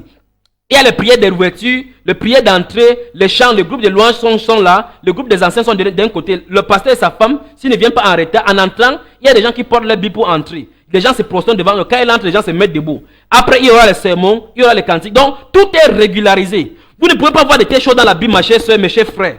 La Bible déclare quand vous vous réunissez que faire frère, que chacun se tient prêt dans la version parole vivante, dans 1 Corinthiens chapitre 14, verset 26, il est écrit que faire frère lorsque vous vous réunissez, que chacun se tient prêt à apporter sa part de contribution au culte. Ça veut dire que le culte rendu à Dieu était la participation de tout le monde. Vous ne verrez nulle part de telles choses dans la dénomination parce que le pasteur va venir passer son message. Après, il va organiser des séminaires pour dépouiller le peuple de Dieu de l'argent. Alors, chaque samedi, c'est comme ça, dimanche après dimanche, on va venir sermonner. Voilà, prenons un exemple. Prenons un frère qui est assis à l'intérieur depuis 15 ans. Il ne sait pas à quoi il est appelé. Voilà pourquoi quand ils sortent maintenant, ils sont déboussolés. 15 années. Ils ne savent pas ce qu'ils font. Ils ne connaissent pas pourquoi ils ont été appelés. Ils ont été appelés à aller s'asseoir seulement, à emmagasiner des conneries, des âneries, des choses diaboliques. Alléluia. Ils ne grandissent pas. Ils sont obèses spirituels. En fait, ils ne connaissent pas la direction. Pourquoi? Parce que cet homme qui est assis devant eux là-bas ne fait que les sermonner. Or, la Bible déclare que lorsqu'on est né de nouveau, nous sommes son ouvrage et a été créé pour des bonnes œuvres que Dieu a préparées d'avance avant que nous accomplissions. Comment les gens peuvent être 20 ans dans la foi et ne savent pas ce qu'ils sont en train de faire? Ils croient que quand ils partent au culte dimanche, comme ils disent qu'ils m'en vont à l'église là, ils partent rendre culte à Dieu. Non! Notre culte, nous avons une œuvre. Si tu es chrétien, tu as une œuvre à accomplir dans la voie du Seigneur. Voilà pourquoi il faut enseigner les frères, enseigner les sœurs. Sinon, chacun sera suppliquant. Dieu va demander qu'as-tu fait de ton talent? Qu'as-tu fait de ton talent? Tu vas dire, Seigneur, quel talent? Pourquoi? Parce que Dieu a mis le talent dans chaque chrétien. Il n'y a pas de chrétien sans don. Or, dans les dénominations, on étouffe les dons. Si tu appartiens à une dénomination qui ne croit pas aux dons de prophétie, si l'esprit de prophétie se manifeste, tu te lèves, tu dis ainsi par le Seigneur, on va dire tais-toi, c'est un démon. Pourquoi? C'est le système. Parce que chez nous, nous ne croyons pas aux prophètes. Nous croyons seulement au pasteur, au docteur. D'autres ne croient pas, oh ma soeur, oh mon frère. Il y a beaucoup à dire là-dessus. Alors que dans la maison, les dons se manifestent, les gens se manifestent, chacun se tient contrôlé. En fait, les gens qui fuient pas à l'aide de l'élimination, ce sont les gens qui aiment le fou. Ils partent se cacher pour fuir leurs responsabilités. Ils ont donné la responsabilité de la prière au pasteur, la responsabilité de l'étude biblique au pasteur. En fait, si quelqu'un lit la Bible à la manière de Saint-Esprit, il va sortir des dénominations. Je ne peux pas dire plus que cela. Parce que quoi? La parole de Dieu et les dénominations sont totalement opposées. C'est diamétralement opposé. Les pentecôtistes vont beau, oui.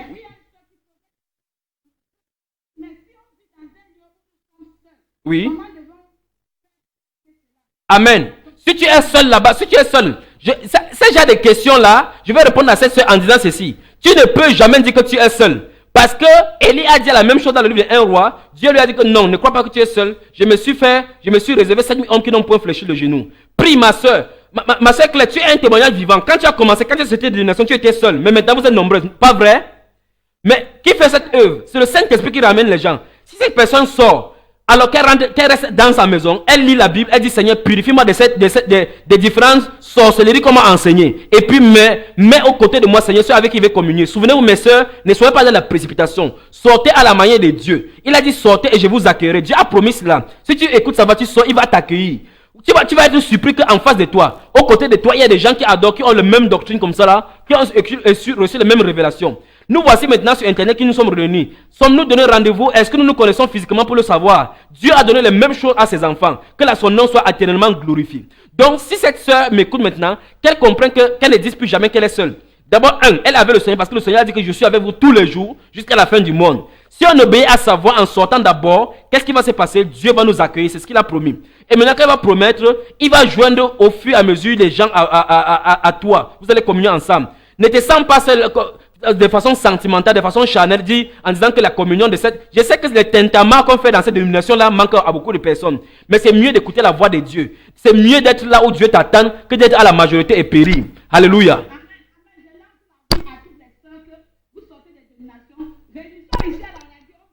Amen.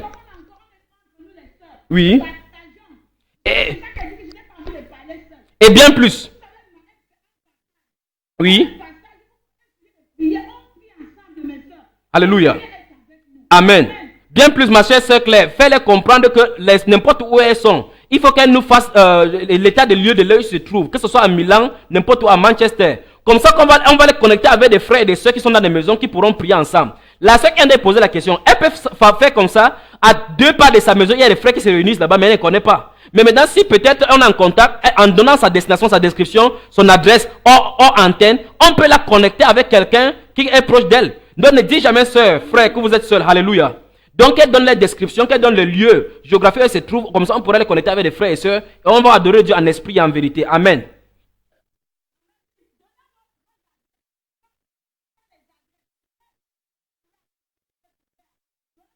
Quel que soit l'endroit où vous vous retrouvez. Amen. Amen. Amen. Alléluia. Donc je vais continuer en disant ceci. Si vous regardez l'ordre de culte, voilà, ma chère sœur, si tu permets, j'aimerais bien expliquer à quelqu'un ce soir. L'une des doctrines les plus pernicieuses qui soit entrée dans l'église, c'est ce que Jésus appelle dans Apocalypse chapitre 2. La doctrine des Nicolaïtes et la doctrine de Balaam. En fait, si la doctrine de Nicolaïte s'attache quelque part dans un système, directement la doctrine de Balaam va s'installer. Ma chère sœur, est-ce que les gens savent vraiment ce que c'est que la doctrine de Balaam? Moi, je sais que la doctrine de Balaam, Nicolaïte, c'est le fait de contrôler les gens. Ah, oui. Il faut que... Voilà. Oui.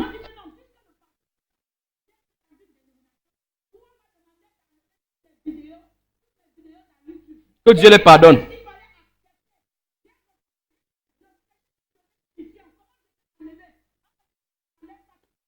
Alléluia.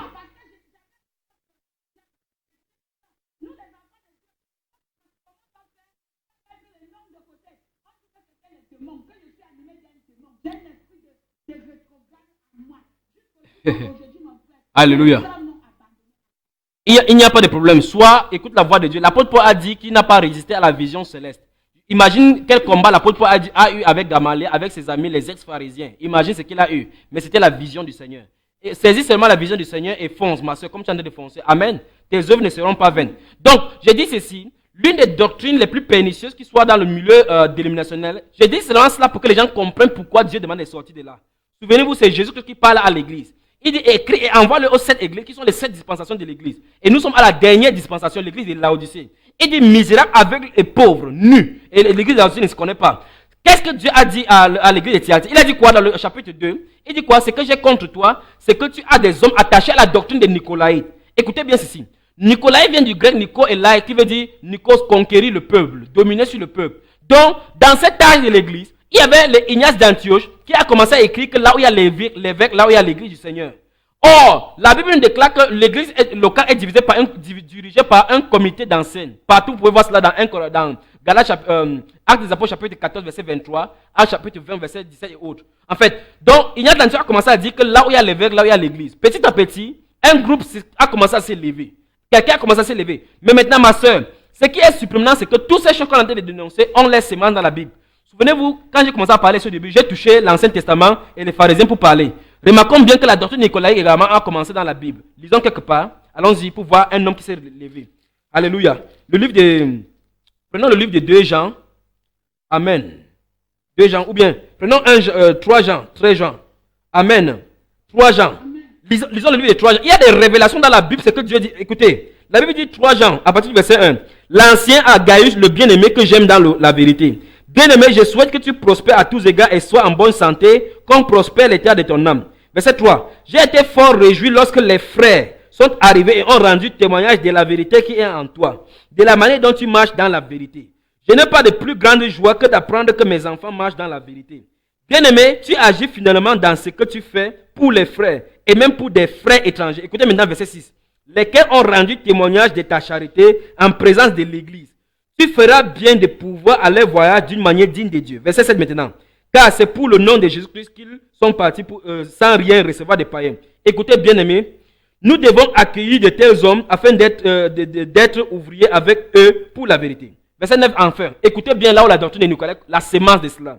J'ai écrit quelques mots à l'église, mais Diotrephe, écoutez ce nom, Diotrephe, qui aime à être le premier parmi eux, ne reçoit point. Ne nous reçoit point. C'est pourquoi je vais vous voir, je rappellerai les actes qu'il commet en tant et tenant contre nous des méchants propos. Non content de cela, il ne reçoit pas les frères, et ceux qui voudraient le faire, il les empêche et les chasse de l'église. C'est terrible, mon frère. Donc Diotrephe, avec cet esprit de Nicolas directement, il aimait être le premier place, il aimait être consolé parmi les gens. Voilà cet esprit. C'est tombé sur Ignace d'Antioche, il a dit là où il y a l'évêque, là où il y a l'église. Pourtant, Jésus-Christ a dit que lorsque vous assemblez, ce sont les évêques, les gens qui se considèrent par eux comme les grands, qui doivent être les serviteurs. Et jamais, un homme ne s'était jamais levé dans l'église. C'est pour dire ceci. Dans le système dénominationnel, vous allez voir que c'est un homme et sa femme, ou bien un homme avec son beau-frère, ou aussi de suite. Son beau-frère va s'installer à la batterie, la petite sœur va coordonner les lois, sa femme va coordonner les mouvements des offrandes. C'est entre eux. Donc c'est une entreprise familiale. Surveillez de très près. Particulièrement l'heure des offrandes est à surveiller parce que pour que quelqu'un ne prenne pas les dîmes et les offrandes. Alléluia. Donc cette doctrine-là, les autres peuples, le bas peuple reste là, on les appelle les laïcs. Imagine, on les appelle donc les clergés. Clergé vient du mot grec qui veut dire héritage. Donc il y a un groupe qui s'est levé, qui sont clergés, l'autre sont laïcs, c'est-à-dire le peuple, le bas peuple. Or, la Bible déclare que nous tous, nous sommes l'héritage de Dieu en Christ. Alléluia. Il n'y a pas un groupe qui est clergé, c'est-à-dire héritier, et l'autre est laïque. C'est cette doctrine que Dieu dénonce.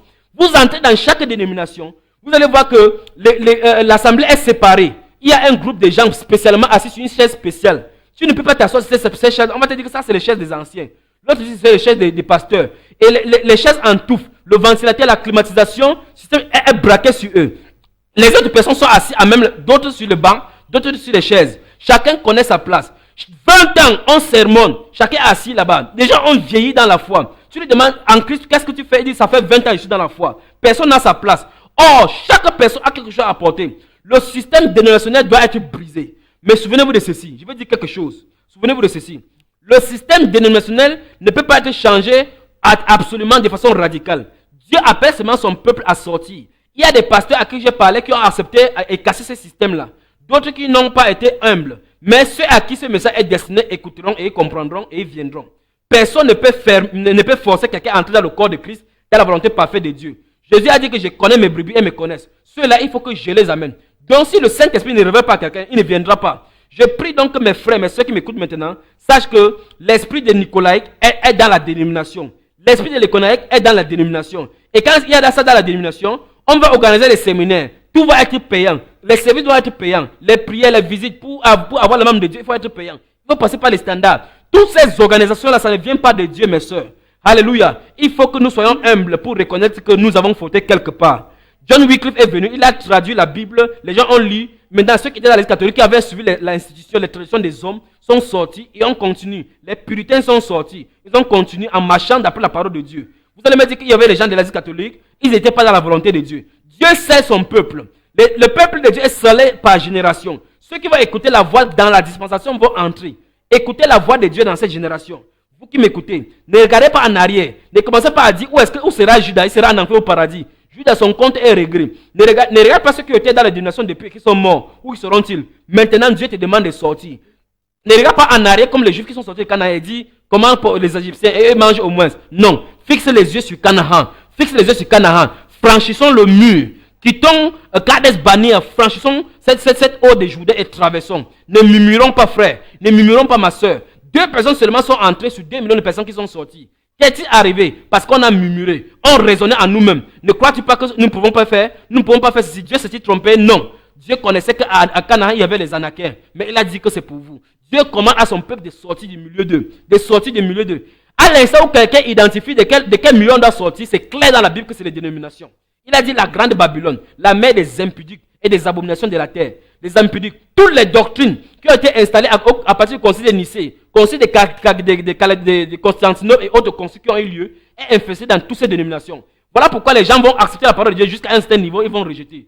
Pourquoi? Parce que ce sont les décisions conciliaires. Si tu veux bâtir une œuvre d'après le Seigneur, il faut bâtir d'après la révélation de la parole de Dieu. Et en fait, si tu n'as pas été appelé par Dieu pour bâtir son œuvre, tu ne peux pas bâtir. Tu vas faire tout par imitation. Alléluia. Mais la volonté parfaite de Dieu, en cette époque, c'est qu'on sort des dénominations. Alléluia. Amen. C'est bien. C'est le signe vraiment que tu es dans la voie. Alléluia. La Bible déclare dans Amos, Amen. La Bible déclare dans Amos chapitre 3, le verset 3, que deux hommes peuvent-ils marcher ensemble sans en être accordés. Comment au monde quelqu'un qui prie avec les statuettes peut se réunir avec quelqu'un qui prie le Saint-Esprit?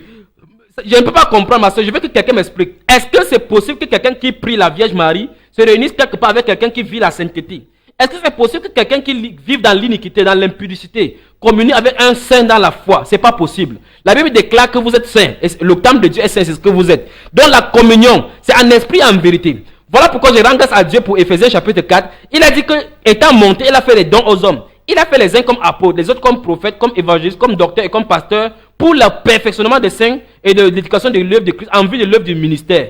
Jusqu'à ce que nous soyons tous parvenus à l'unité de la foi. Le Saint-Esprit est en train de regrouper ces gens. Le Saint-Esprit est en train de travailler. L'unité de la foi dont parle la Bible est en train d'être atteinte. Ce n'est pas l'union. C'est ça où les gens tombent. Dieu n'a pas parlé de l'union, que non, il faut qu'on se réunisse avec telle dénomination, se réunir avec telle dénomination. Non. Ça, c'est l'œcuménisme. C'est ce que la Bible appelle l'image de la bête. Donc, toute personne qui fait partie d'une dénomination, vous allez vous réunir sur une image appelée, sur un conseil appelé Conseil mondial des églises. Faites votre recherche. Si votre dénomination se trouve d'ailleurs dans le conseil économique, sache que toi, tu es vendu au diable. Tu es vendu au diable, c'est le cas de Elodie. Maintenant, si elle n'est pas encore, la loi va sortir sur la terre. Tous ceux qui ont les dénominations vont se rallier à l'église catholique. C'est ce qui est écrit parce que vous êtes ses filles. Elle est la grande Babylone. Amen. Exactement. Puisque c'est là. En fait, voilà pourquoi nous sommes là. Voilà pourquoi Dieu nous envoie pour parler afin que les gens sortent de là. Beaucoup de personnes ne savent pas que comme l'écuménisme a commencé sous Constantin, c'est ça qui a commencé. En 1966 et 1967, il y a eu le concile de Vatican II où on a profané cela. Les églises protestantes qui étaient sorties sous Martin Luther, j'imagine que si Martin Luther pouvait comprendre cela, il va encore revenir 4 fois boxer seulement les gens cette fois-ci avec les mains. Parce que là où il avait demandé aux gens de sortir, les gens sont encore rentrés. En fait, ils s'appellent les églises sœurs pour montrer qu'ils sont là par affinité. Dieu n'a pas parlé de l'union. Dieu a parlé de l'unité de l'esprit. L'apôtre Paul a dit dans 1 Corinthiens chapitre 5, n'étant pas à Corinthe, il dit vous et mon esprit étant assemblés ensemble, n'étant pas présents de corps. C'est l'unité de l'esprit. Le même esprit va révéler la même parole partout dans le monde entier. Et les chrétiens qui recevront la même parole vont être unis dans un seul corps. C'est comme ça que Dieu veut. Dieu ne parle pas de l'union, il parle de l'unité. Vous voyez, ce qui s'est passé, c'est que les religieux, ceux qui sont en Amérique doivent comprendre ce qu'ils sont en train de dire. Ceux qui sont en Amérique doivent comprendre ce qu'ils sont en train de dire. Tous les évangéliques religieux sont été liés à l'église catholique, sont allés faire allégeance avec Rome. Tous les évangéliques, les grands pasteurs qui sont à l'évangélique, les grands pasteurs qu'on connaît à la télévision, les télé-évangélistes, ont fait allégeance avec Rome. Maintenant, pour dire que nous sommes... Oui.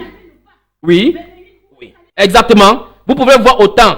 Tout cela ont fait Billy Graham, comme tu as cité, pour ne pas le citer, mais il faut qu'on cite pour que les gens, les enfants de Dieu savent. Billy Graham, Benny Hinn et autres ont fait allégeance. Et le sénateur, celui qui a créé Campus pour Christ, ils ont fait allégeance avec l'église catholique. Nous avons les vidéos à notre possession. Tout cela, remarquez très bien comment ils s'asseyent. Quand ils s'asseyent dans leur conseil, le pape, son trône est toujours en haut pour montrer que ce sont les églises mères. C'est elle qui contrôle l'église mère.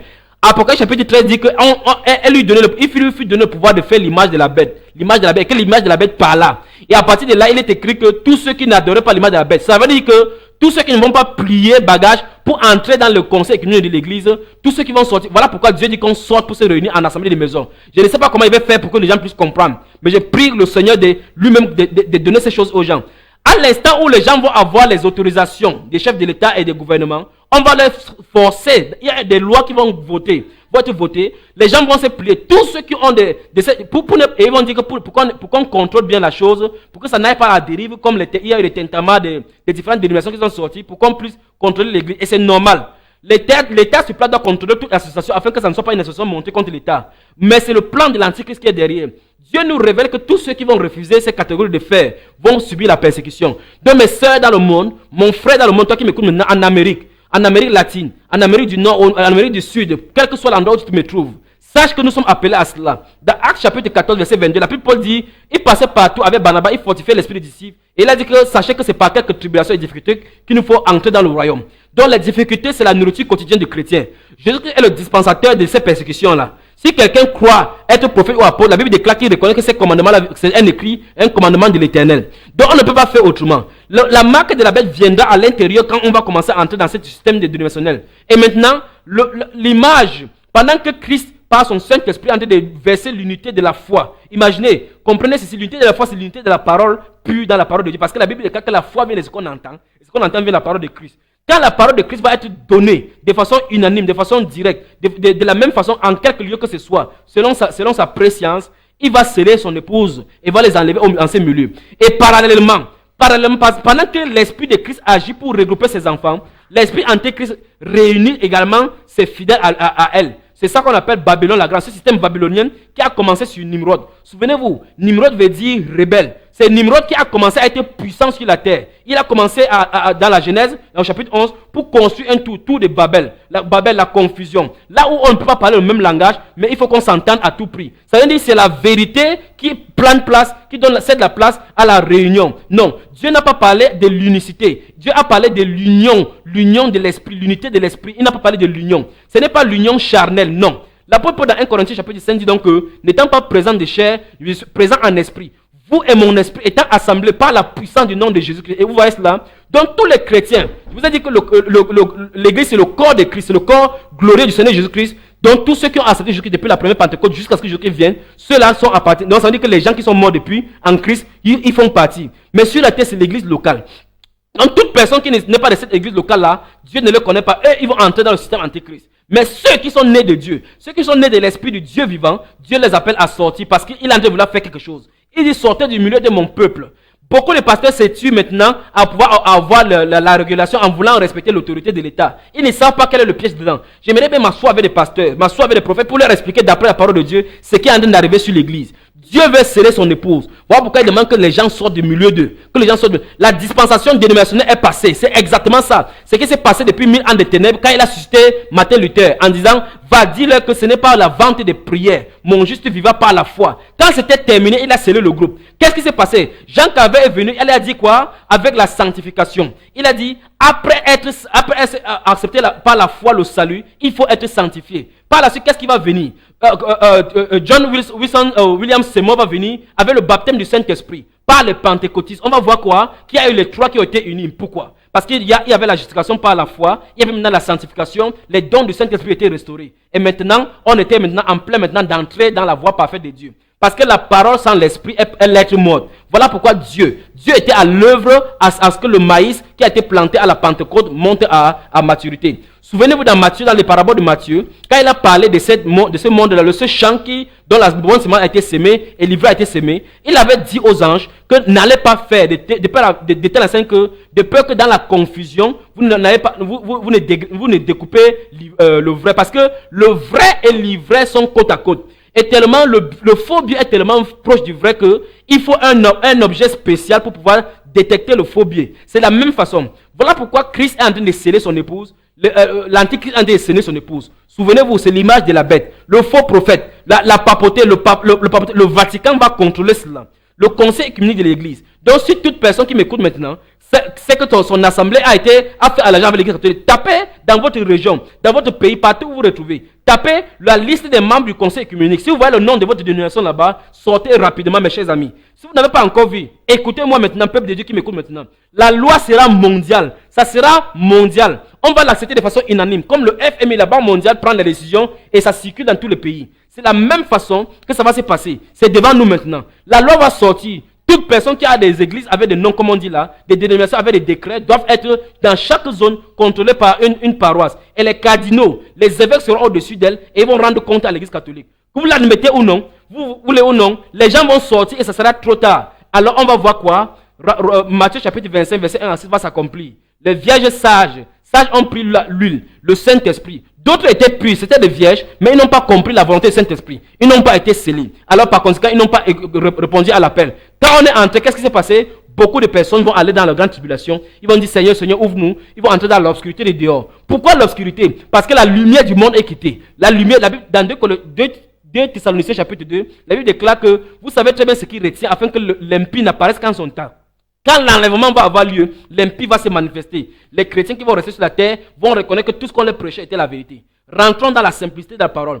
Rentrons dans la communion fraternelle. Et en plus de cela, Satan connaît mieux que nous le principe biblique de la répartition géographique et de la dispersion des sels. Le sel, quand vous versez dans la nourriture, si vous ne circulez pas le sel dans toute la nourriture, il y aura des zones qui aura des sels, il n'y aura pas. Jésus a dit, vous êtes le sel de la terre. Il faut qu'on soit dispersé. Dans votre quartier à Dublin, dispersez-vous dans les différentes maisons afin que les communions soient là. C'est anormal devant Dieu. C'est une faute devant Dieu que quelqu'un qui parcourt 50 km parce que la dénomination qui est à côté de lui n'a pas de même doctrine. C'est une faute. Voilà ce qui montre que la communion fraternelle est divisée par les dénominations. La dénomination et les écoles théologiques, la théologie, l'étude de Dieu a fait beaucoup plus de mal à l'œuvre de Dieu. Regardez très bien comment l'église, j'ai dit tout à l'heure là que le Saint-Esprit est mentionné. L'Esprit est mentionné 57 fois seulement dans l'Acte des Apôtres pour montrer que c'est le Saint-Esprit qui conduisait l'église. Regardez comment l'aîné éthiopien rentre de Jérusalem pour adorer. Le Saint-Esprit enlève Philippe pour l'envoyer là-bas pour aller le prêcher. Pour dire que si tu cherches Dieu de tout ton cœur, Dieu va se révéler à toi.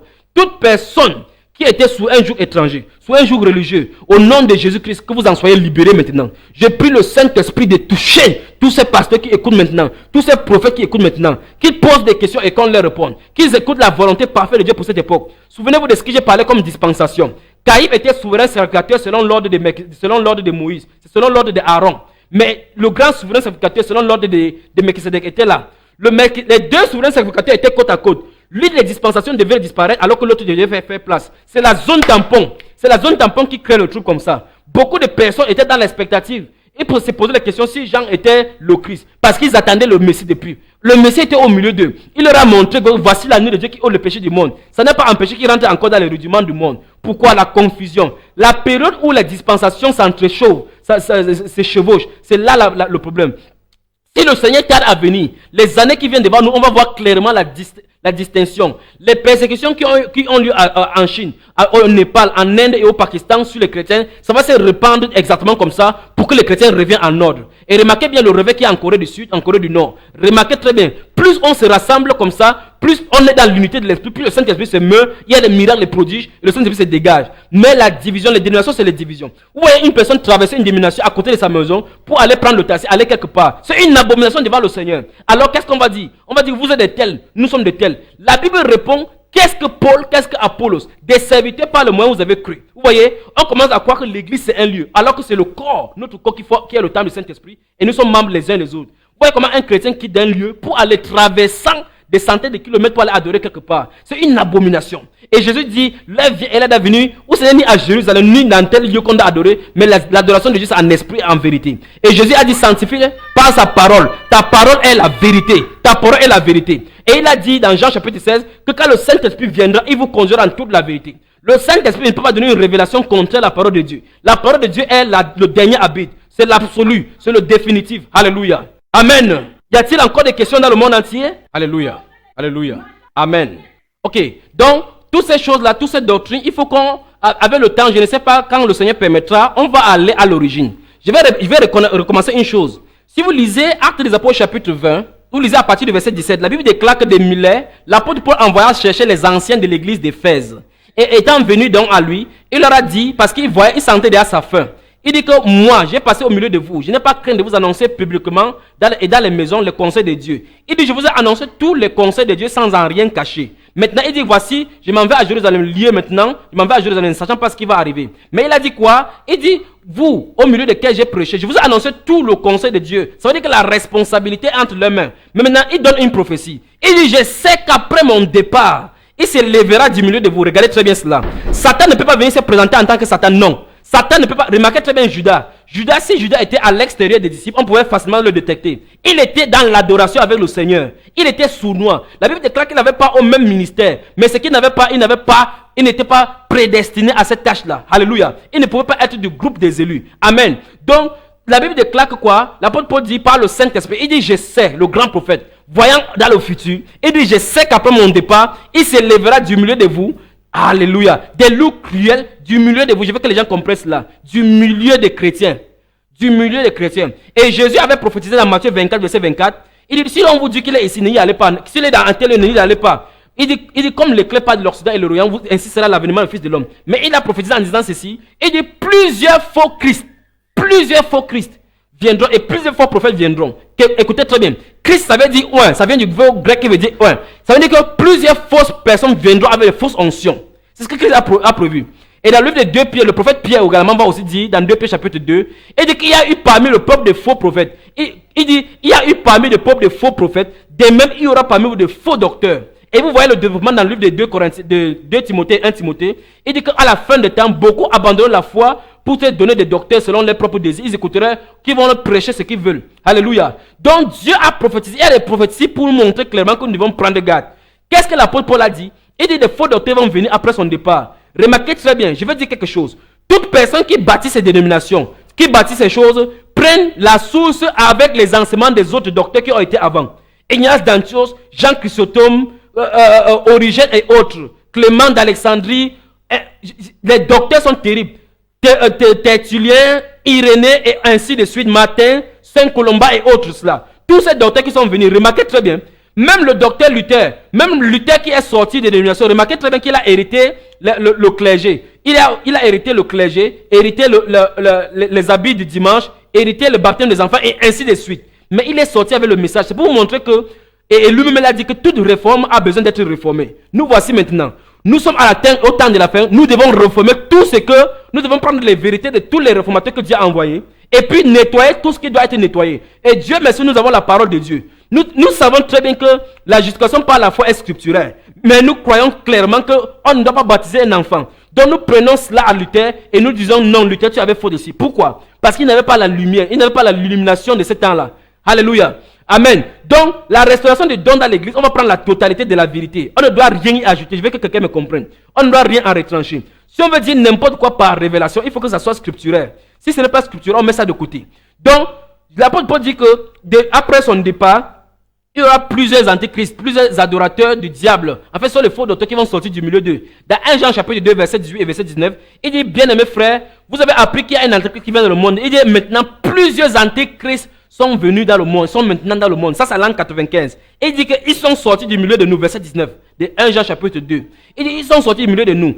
Ma sœur Claire, cette question que vous me posez chaque fois, que ceux qui adorent la dénomination, quel esprit manifeste là-bas? L'apôtre Paul a dit dans 2 Corinthiens chapitre 11, que et si on vous prêche un autre évangile, et si vous recevez un autre Jésus, un autre esprit, donc il y a un autre évangile, il y a un autre Jésus-Christ, il y a un autre esprit, mais qui peut sembler être du vrai comme le vrai. C'est ça le problème. Parce que Jésus a dit que le vrai ressemblait tellement au vrai qu'il fallait que pour qu'on coupe, il faut qu'on reste que ça mûrit. On laisse que ça mûrit pour qu'on voie le fruit. Parce qu'il a dit que c'est à leur fruit qu'on va reconnaître.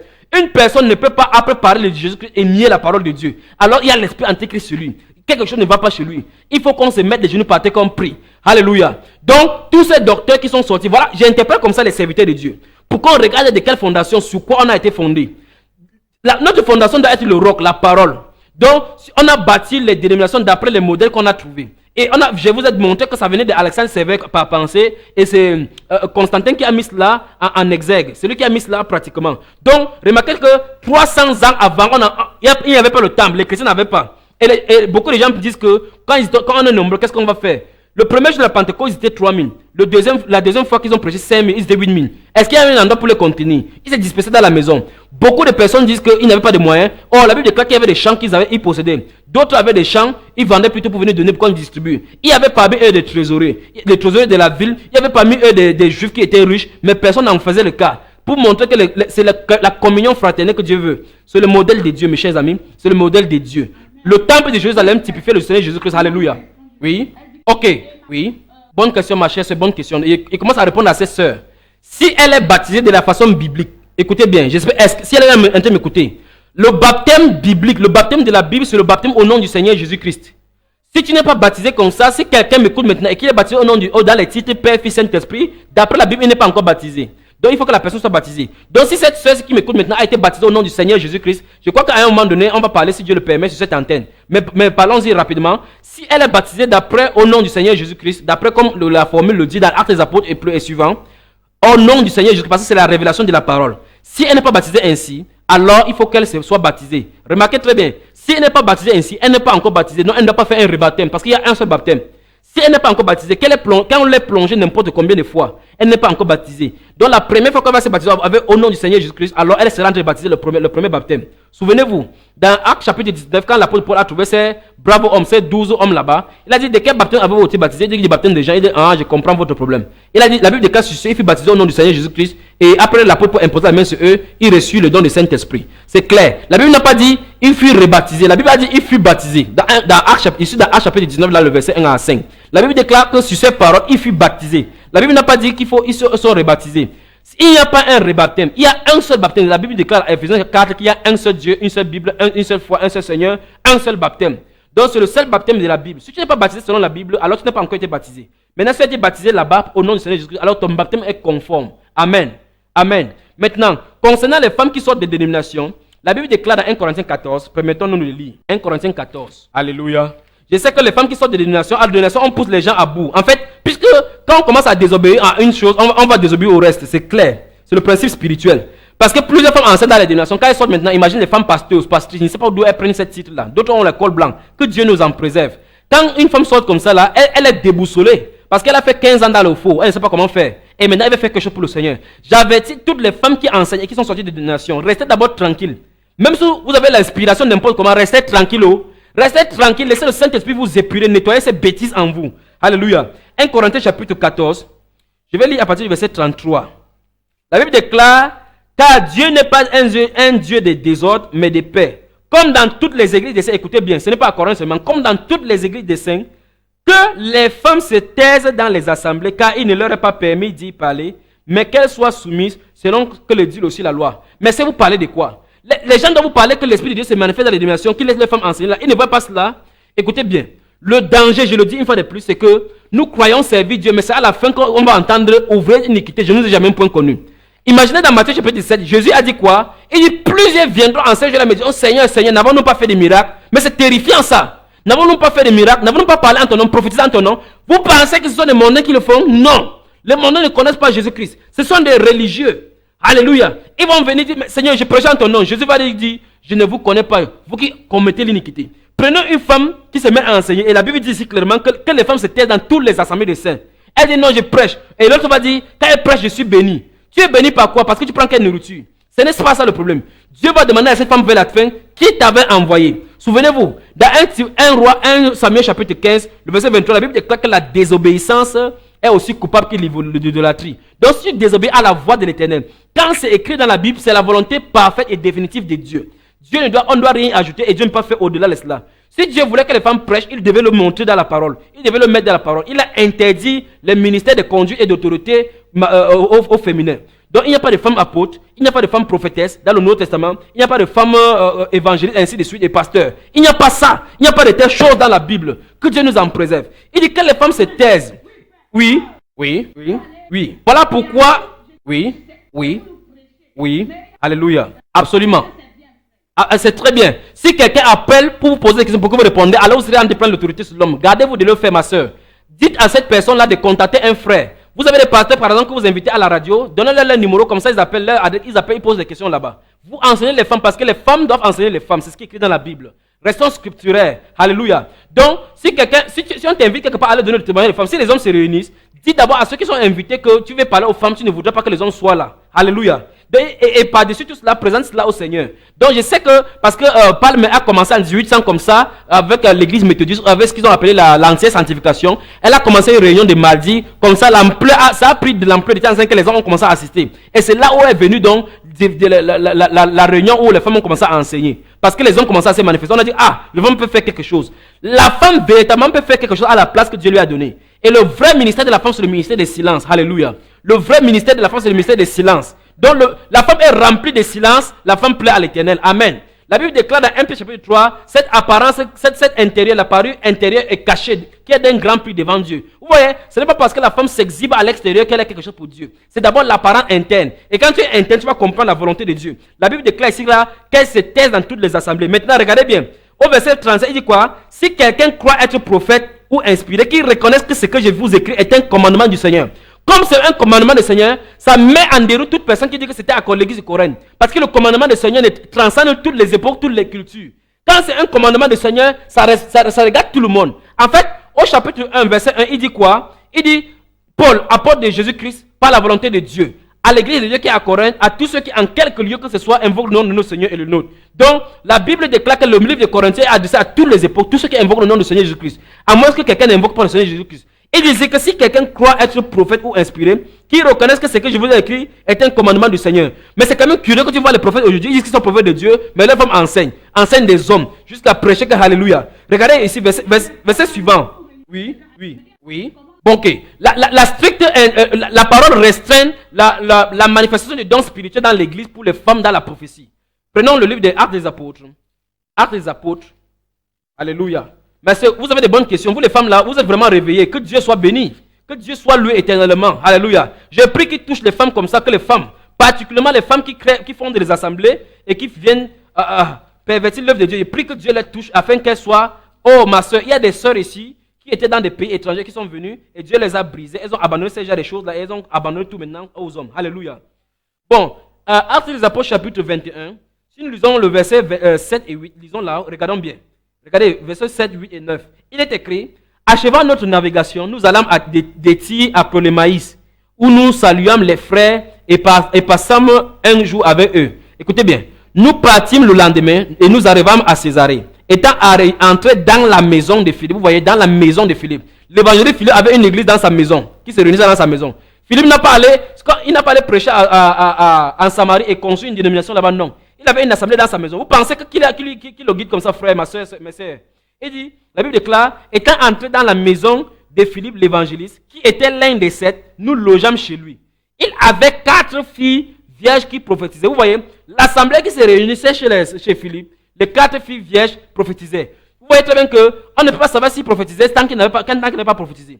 Donc les dons spirituels doivent être manifestés dans l'église pour les sœurs et pas les sœurs. Mais la Bible déclare clairement que les sœurs doivent se taire parce qu'il y a des bêtises qui sortent de vos bouches là. Vous savez très bien comment il faut sanctifier vos bouches. Quand ce sont les dons spirituels, même si vous avez le don de prophétie, prophétisez, mais chacun à son tour, comme la Bible le dit. Et tout doit se passer en ordre. Donc, ça veut dire que l'ordre nous est donné ici que si les sœurs doivent prophétiser, elles peuvent prophétiser, mais pas parler. Parce que si elles veulent prophétiser, elles prophétisent. Amen. C'est la stricte parole de Dieu. On ne peut pas aller au-delà de cela. Oui. En fait, qu'est-ce qu'il faut faire? C'est ça, n'est-ce pas? Ok, regardez bien ma soeur. Toute personne qui est baptisée du Saint-Esprit est assez mature pour prêcher la parole de Dieu. Toute personne qui est baptisée du Saint-Esprit est assez mature pour prêcher la parole de Dieu. Souvenez-vous de ceci. L'apôtre Paul, l'apôtre Pierre et Jean, lorsqu'ils ont été arrêtés au temple alors qu'ils enseignaient les gens, quand on les a présentés devant la foule au chapitre 4, la Bible déclare que nous ne pouvons pas prêcher de ce nom que nous avons vu et entendu. La Bible déclare que voyant leur assurance et reconnaissant qu'ils étaient du bas peuple, ils n'avaient pas reçu des instructions, ils étaient étonnés. Pourquoi? Parce que c'est le Saint-Esprit. La Bible déclare que lorsque vous serez debout, quand vous poserez des questions, ne mettez pas ce que vous allez dire parce que c'est l'Esprit de votre Père qui va parler en vous. Tant qu'il n'y a pas le Saint-Esprit, toute personne est disqualifiée. Même s'il est formé n'importe comment, même s'il peut réciter la Bible de la Genèse à l'Apocalypse, il est disqualifié devant Dieu pour prêcher. Donc si un frère est au milieu d'une assemblée qui vient d'entrer dans le corps du Seigneur et qui a baptisé du Saint-Esprit, il est prompt, il est digne d'être utilisé par le Seigneur pour prêcher. Donc il n'y a pas de chrétien immature. D'après la parole de Dieu, il n'y a pas de chrétien immature. Regardez bien, l'apôtre Paul qui persécutait l'église, si vous regardez, vous lisez sa conversion dans le chapitre 9, regardons, chapitre 9, pour que vous voyez cela. Chapitre 9 des Actes des Apôtres. Vous savez, quand il était sur la route de Damas, alors qu'il était sur la route de Damas, remarquez très bien, quand la lumière est frappée, l'a frappé, regardez bien, verset 18 du chapitre 9, au même instant, il tomba de ses yeux comme des écailles et il recouvra la vue. Il s'éleva et fut baptisé. Regardez bien, même jour. Il s'éleva et fut baptisé. Et après qu'il eut pris de la nourriture, les forces lui revinrent. Seul resta quelques jours avec les disciples qui étaient à Damas. Et ensuite au verset 20, il prêcha dans les synagogues que Jésus est le Fils de Dieu. Remarquez bien, la personne qui était sur la route de Damas, qui partait persécuter les gens qui prêchaient que Jésus est le Fils de Dieu, s'élève et prêche que Jésus est le Fils de Dieu. Pourquoi? Parce qu'Anan lui a imposé les mains. Il a reçu le Saint-Esprit. Il a été baptisé. Alors il était qualifié déjà pour baptiser. Vous voyez, si c'était à notre époque, on va dire qu'il y a les disciples à Damas. Et attends d'abord, on t'enseigne les doctrines pour que tu puisses enseigner. C'est pas comme ça, mes chers frères. C'est pas comme ça, ma soeur. Le Saint-Esprit sur quelqu'un le conduit dans toute la vérité. C'est ce que la Bible fait. Quand on veut apprendre de façon théologique, on va conduire les gens selon les hommes. Et c'est ça qui a conduit les gens à la dénomination. Parce que les gens ont donné les institutions où les gens devaient être formés. Quand ils sont allés se former, ils ont répliqué les mêmes choses que la parole de Dieu fait. Ma soeur, regardons le verset 31. Ma soeur, si tu as ta Bible, est-ce que tu peux lire le verset 31 là-bas, comme ça tout le monde écoute? Alléluia. Ma soeur. Ok, maintenant je vais lire le verset 31, tout le monde me suit. Regardez le verset 31. L'église était en paix dans toute la Judée, la Galilée et la Samarie, s'édifiant et marchant dans la crainte du Seigneur, et elles s'accroissaient par l'assistance du Saint-Esprit. Donc je lance le défi à quiconque disait que c'est parce qu'il était dans la persécution qu'il réunissait dans la maison. La Bible dit ici que dans la Judée, la Samarie, la Galilée, l'église était dans la paix. Remarquez très bien ça, la conversion de l'apôtre Paul. Amen. Donc, quelqu'un peut me dire que c'est parce qu'il partait au temple, il allait dans les maisons parce qu'il y avait la persécution. Voici, la Bible déclare qu'ils étaient dans la paix. Dans la paix, il y avait la tranquillité. Et l'église croissait. La Bible déclare plus tard que le Seigneur ajoutait à l'église chaque jour ceux qui étaient sauvés. Vous voyez, il s'accroissait. Le nombre augmentait. Il n'avait pas besoin de terrain, il n'avait pas besoin de lieu de prière, mais c'est le Lucifer dans la maison. Il comprenait que la répartition géographique, le chrétien, l'église est délimitée. L'église locale est limitée. La géographie du lieu limite l'église locale. Donc si tu es à Paris, alors tu fais partie de l'église de Paris, pas les églises de Paris. Non. Alors maintenant, si tu es à Paris 8e, Paris 7e, tu fais partie de l'église qui se réunit à Paris 8e. Vous allez vous réunir à proximité. Si vous quittez Paris 8e pour aller à Paris 12e, dans une réunion là-bas, vous êtes coupable devant le Seigneur. Alors si tu es quelqu'un à Paris 8e, ouvre ta maison au Seigneur et commence à prier là-bas. Invite les frères. Dites frère, si vous connaissez quelqu'un qui est à Paris 8e auprès de moi que je ne connais pas, dis-lui de venir adorer avec moi. C'est comme ça que ça se passe. Alléluia. Alléluia. Dans ce cas, il faut qu'elle cherche quelqu'un qui va la baptiser maintenant au nom du Seigneur Jésus-Christ. Alléluia. Donc, elle se trouve elle est dans quel pays? Oui, oui. Amen. Amen. Alléluia. Alléluia. Bon. Vous voyez, ma soeur, oui, c'est ce que je disais tout à l'heure. Si vous lisez Ésaïe chapitre 28, le verset 8 à 11, vous allez voir, la Bible déclare que toutes les tables sont pleines de vomissures. C'est quoi les vomissures? Les déchets, les choses qu'on vomit. Il dit c'est précepte sur précepte, un peu par-ci, un peu par-là, règle par-ci, règle par-là. Pourquoi le Saint-Esprit, les gens s'endurcissent au Saint-Esprit? Pourquoi les gens ne veulent pas laisser la parole de Dieu ce qu'elle dit? Vous voyez, c'est un peu passé. Moi, je crois que Jésus n'est pas Dieu, mais je crois ceci. Non, non, non, non, non, non. Le même Jésus qui s'est révélé comme étant le Dieu dans l'homme, s'est révélé, il a dit qu'on baptise au nom du Père, du Fils et du Saint-Esprit. Donc la personne qui a ce nom-là. Maintenant, l'apôtre Pierre a dit 10 jours plus tard, il a baptisé les gens ainsi. Tout le monde a baptisé ainsi. L'apôtre Paul a baptisé ainsi. Donc si c'est ça, écoute, de quel pays est-ce qu'elle appelle? Oui, oui. Alléluia. Amen. Oui. Vous voyez, voilà autant de choses. Oui. Amen. Oui. Oui. Oui. C'est mal d'une façon. Parce que la Bible déclare que si elles veulent poser des questions, qu'elles posent des questions à son mari à la maison. Mais maintenant, si tu n'es pas marié, comment tu vas faire? Alors maintenant, voilà pourquoi vous avez votre réunion. Faites votre réunion où les femmes âgées, celles qui sont matures dans la foi, peuvent vous enseigner. C'est ce que la Bible déclare dans le livre. Vous voyez? Donc parce que si vous posez des questions en milieu de l'assemblée, vous posez la question, c'est contre la parole de Dieu, parce que 1 Corinthiens 14 dit, mais je reconnais que quand c'est des dominations, au fur et à mesure, le Saint-Esprit va nous révéler les choses. Je sais que vous êtes dans le processus de nettoyage du Saint-Esprit. Au fur et à mesure, vous allez comprendre cette révélation, vous allez rester tranquille.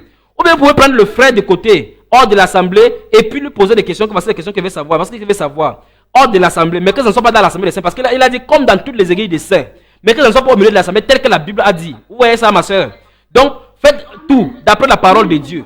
Amen. Oui.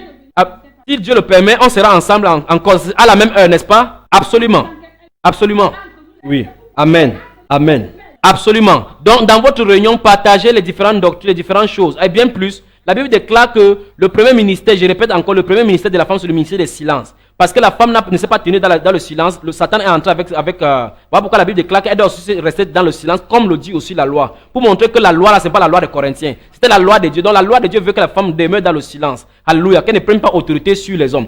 Et l'église de Dieu, c'est le lieu de manifestation de l'autorité. C'est le lieu où on devait voir l'ordre. C'est le lieu où on devait voir l'obéissance. En fait, c'est pas nous que les dominations dans les lieux célestes devaient connaître au travers de l'église. La sagesse infiniment varie. Dieu a tellement régularisé la chose dans la parole que même l'aveugle puisse voir. Vous voyez? Donc les sœurs restent vraiment tranquilles. Entre vous, partagez. Libérez-vous, posez des questions qui vous nuisent. Alléluia. Et posez les questions ainsi. Mais lorsque vous êtes au milieu de l'assemblée, gardez votre question. Vous avez le Saint-Esprit en vous. Priez, Dieu va vous guider. Vous pouvez même rester tranquille. Vous dites dans votre cœur, Seigneur, qu'est-ce qu'il va faire avec ces questions? Le frère qui est en train de diriger, le Saint-Esprit lui réverse là, il répond sans que vous n'ayez posé. Restez seulement à la position de Dieu. Alléluia. Amen. Alors, les sœurs et les frères qui sont dans le monde entier, ils peuvent poser les questions. Est-ce que tu peux encore leur rappeler le numéro, ma sœur? Oui, le numéro, c'est le 0. Oui. Oui. Amen. Amen. Amen. Donc, au sortir d'ici, je sais qu'on ne peut pas tout éplucher en un seul jour. À un moment donné, on va revenir sur ces antennes, on va comparer. En fait, il n'y a même pas comparaison à faire. En regardant, on va seulement parler des différentes doctrines, comment ça se réunissait. Et vous allez voir chaque fois qu'on va prendre l'exemple, on va comprendre que, à moins qu'on ne se réunisse dans les maisons, les doctrines de Dieu ne peuvent pas être respectées. La communion fraternelle n'est pas vraie. La communion fraternelle n'est pas pure. l'amour fraternel, afin qu'ils soient tous un, comme il est écrit dans le livre de Jean chapitre 17, afin qu'ils soient tous un comme nous sommes un Père. Alors, ça ne peut pas se passer. La communion fraternelle, l'unité de l'esprit. Remarquez comment la liberté, quand nous lisons Actes des apôtres, comment un apôtre quittait la ville de Césarée, arrivé à Thessalonique, il logeait chez les frères. Vous voyez, aujourd'hui, si tu quittes une dénomination, tu ne pars pas dans, tu pars à un lieu. Si ce n'est pas les frères de même dénomination, tu ne pars pas. Alors un jour, Dieu te balance dans un coin où il n'y a pas de dénomination, alors tu es perdu. Vous voyez ça, mes chers frères? Vous voyez comment ça peut bloquer? Vous voyez comment ça peut bloquer les soeurs, la communion? Quelqu'un quitte, par exemple, tu travailles. Ok, normalement, de façon scripturelle, ce n'est pas normal que tu sortes pour aller évangéliser ainsi. Il dit de façon scripturelle. La seule façon pour que tu sois comme ça, il faut que tu aies quelqu'un à côté de toi. Par exemple, si nous prenons le cas de Priscilla et Aquila, vous voyez, c'est le seul que l'église, la parole de Dieu nous présente. C'est-à-dire que tu dois être sous l'autorité d'un homme. C'est-à-dire que si tu vas aller évangéliser comme ça, il faut qu'un homme soit sous ton autorité, afin que tu ne vas pas au-delà de ton autorité. Donc normalement, tu ne dois pas sortir seul aller prêcher. C'est ce que la Bible nous enseigne. Mais pour la sœur qui est en train de nous dire, vous voyez, voilà, l'une des choses, les deux questions, je remercie vraiment le Saint-Esprit. Les deux questions montrent clairement qu'il y a une anomalie. Remarquez la sœur Claire. Tu vois très bien que tu sors pour aller prêcher, pour aller évangéliser, n'est-ce pas? Ok. Maintenant, quand tu évangélises les gens, quand la Bible nous déclare que lorsque l'apôtre Pierre a prêché, ceux qui acceptaient sa parole furent baptisés en ces jours-là. Imagine que tu vas seul, tu prêches, quelqu'un croit. Qu'est-ce que tu vas faire? Puisque la Bible nous révèle que lorsqu'on croit, immédiatement on doit être baptisé. On ne dort pas, ce n'est pas un jour ni 3 jours après. Vous voyez, si tu ne baptises pas, ça suppose que tu sais très bien qu'il y a quelque chose que tu fais qui n'est pas bien. Tu vois cela? Donc quand une femme évangélise les gens, quand elle va prêcher la bonne nouvelle, il faut qu'elle comprenne sous l'autorité de qui elle est en train de marcher. Maintenant, si tu prêches la bonne nouvelle, les gens viennent, tu dis non, je n'ai pas le droit d'être baptisé. Ça montre que initialement, tu n'as pas le droit d'aller le faire. Parce que Jésus a dit, allez, faites des nations les disciples, les baptisants. Faites des nations les baptisants. Vous voyez cela? Donc la personne qui doit prêcher, les gens qui doivent annoncer l'évangile doivent baptiser. Et ces ministères se réservaient seulement aux hommes. Une femme n'a jamais été vue dans la Bible étant de prêcher, ni en train d'aller baptiser. Tu vois, c'est contre la parole de Dieu. Donc, par d'une pierre deux coups, les deux questions sont collées. Une femme ne peut pas prêcher la parole. Regardez même les femmes apôtres et autres là qui partent prêcher la parole de Dieu. Elles ne baptisent pas. Parce qu'elles savent très bien que elles entrent dans l'eau là, elles sont en train de dépasser les limites. Donc ne faisons pas ce que la Bible n'a pas dit. S'il n'y a pas un exemple dans la Bible, ne le faisons pas. L'église de Dieu est parfaite. Dieu, la Bible déclare dans Colossiens chapitre 1, que c'est verset 26, que c'était la pensée, le secret que Dieu, le mystère que Dieu avait caché en lui-même, mais c'est révélé maintenant. Donc tout le conseil de Dieu est révélé. L'apôtre Paul a dit qu'il a donc annoncé tout le conseil de Dieu. Donc il n'y a pas d'ambiguïté là-dessus. La femme ne doit pas aller prêcher seule, sans autorité de l'homme. Tu peux partager, puisque si tu travailles dans un bureau, tu peux témoigner à quelqu'un, tu peux dire à quelqu'un, vous voyez cela. Donc par tout moyen, tu peux le faire. Alléluia. J'aimerais bien saisir la question. Elle pose quelle question? Elle pose la question de savoir si tout ce qu'on est en train de parler, on a des raisons. Absolument. Si elle nous suit depuis le début, on a de parler dans la parole de Dieu et c'est l'Esprit de Dieu révèle cela aux frères et aux sœurs dans le monde entier, la même chose. Et à cette sœur de Bruxelles, j'invite à ce qu'elle comprenne que toute révélation doit être scripturelle. Voilà pourquoi il faut qu'elle nous écoute d'abord d'après la parole de Dieu. Amen. Qu'elle écoute d'après la parole de Dieu. Josias, écoutez bien, si on prend ceci, Josias, lors de la réforme qu'il a fait, remarquez très bien, lorsqu'on a lu la Bible, lorsqu'on a lu la parole de Dieu dans Josias, lors de la première réforme qui s'est passée sous la loi, Josias a eu le cœur vivement touché directement, il a déchiré ses vêtements, il a rétabli les choses, parce que les gens n'agissaient pas selon la parole de Dieu. Donc la Bible déclare que la révélation de tes paroles est claire. Vous voyez, le Saint-Esprit illumine les cœurs humbles, les cœurs tendres, pour les montrer que ce qu'on fait n'est pas bien. Au fur et à mesure, il enseigne, il conduit les gens dans la vérité et il dit maintenant, allez et parlez cela à mon peuple. Alléluia. Amen. Ah, ok. Amen. Amen. Je vais prier. Je vais prier. Amen. Père Céleste, toi qui dis et les choses s'accomplissent, toi qui ne peux pas changer, je prie, Père de gloire, que tu te révèles à chacune des personnes qui écoutent cette émission, qui écoutent, au Dieu de gloire, cette radio. Je prie, Père, que tu leur montres que ce n'est pas notre œuvre à nous, que nous ne nous connaissions pas, mais c'est ton esprit qui est en train de réunir ton peuple. Je prie, au Dieu de gloire, que tu révèles aux gens à quelle ère nous vivons, que c'est l'heure de la fin où tu vas venir chercher l'église. Bientôt l'heure va sonner, où la trompette va sonner pour amener ton épouse à toi. Je prie, au Dieu de gloire, que tu révèles à quelqu'un que Genèse 1:11, selon lequel il est écrit, Chaque plant doit produire selon sa semence, n'a pas changé. Que la parole que tu as plantée à Actes des Apôtres chapitre 2, c'est la même chose qu'on va retrouver. Le fonctionnement de l'église que tu as laissé dans Actes des Apôtres, c'est le même fonctionnement qu'on va trouver à la fin. Je prie que tu bénisses tous ceux qui nous écoutent maintenant. Je prie que tous les pasteurs qui vont m'écouter soient bénis. Je prie que les servants de Dieu à tout le monde entier soient bénis. Que Dieu vous remplisse de son esprit en abondance au nom du Seigneur Jésus-Christ. Amen. Alléluia. Le frère Junior sera là pour répondre à toutes vos questions. Et le Saint-Esprit sera là. Soyez bénis, je vous aime au nom de Jésus. Amen. Amen.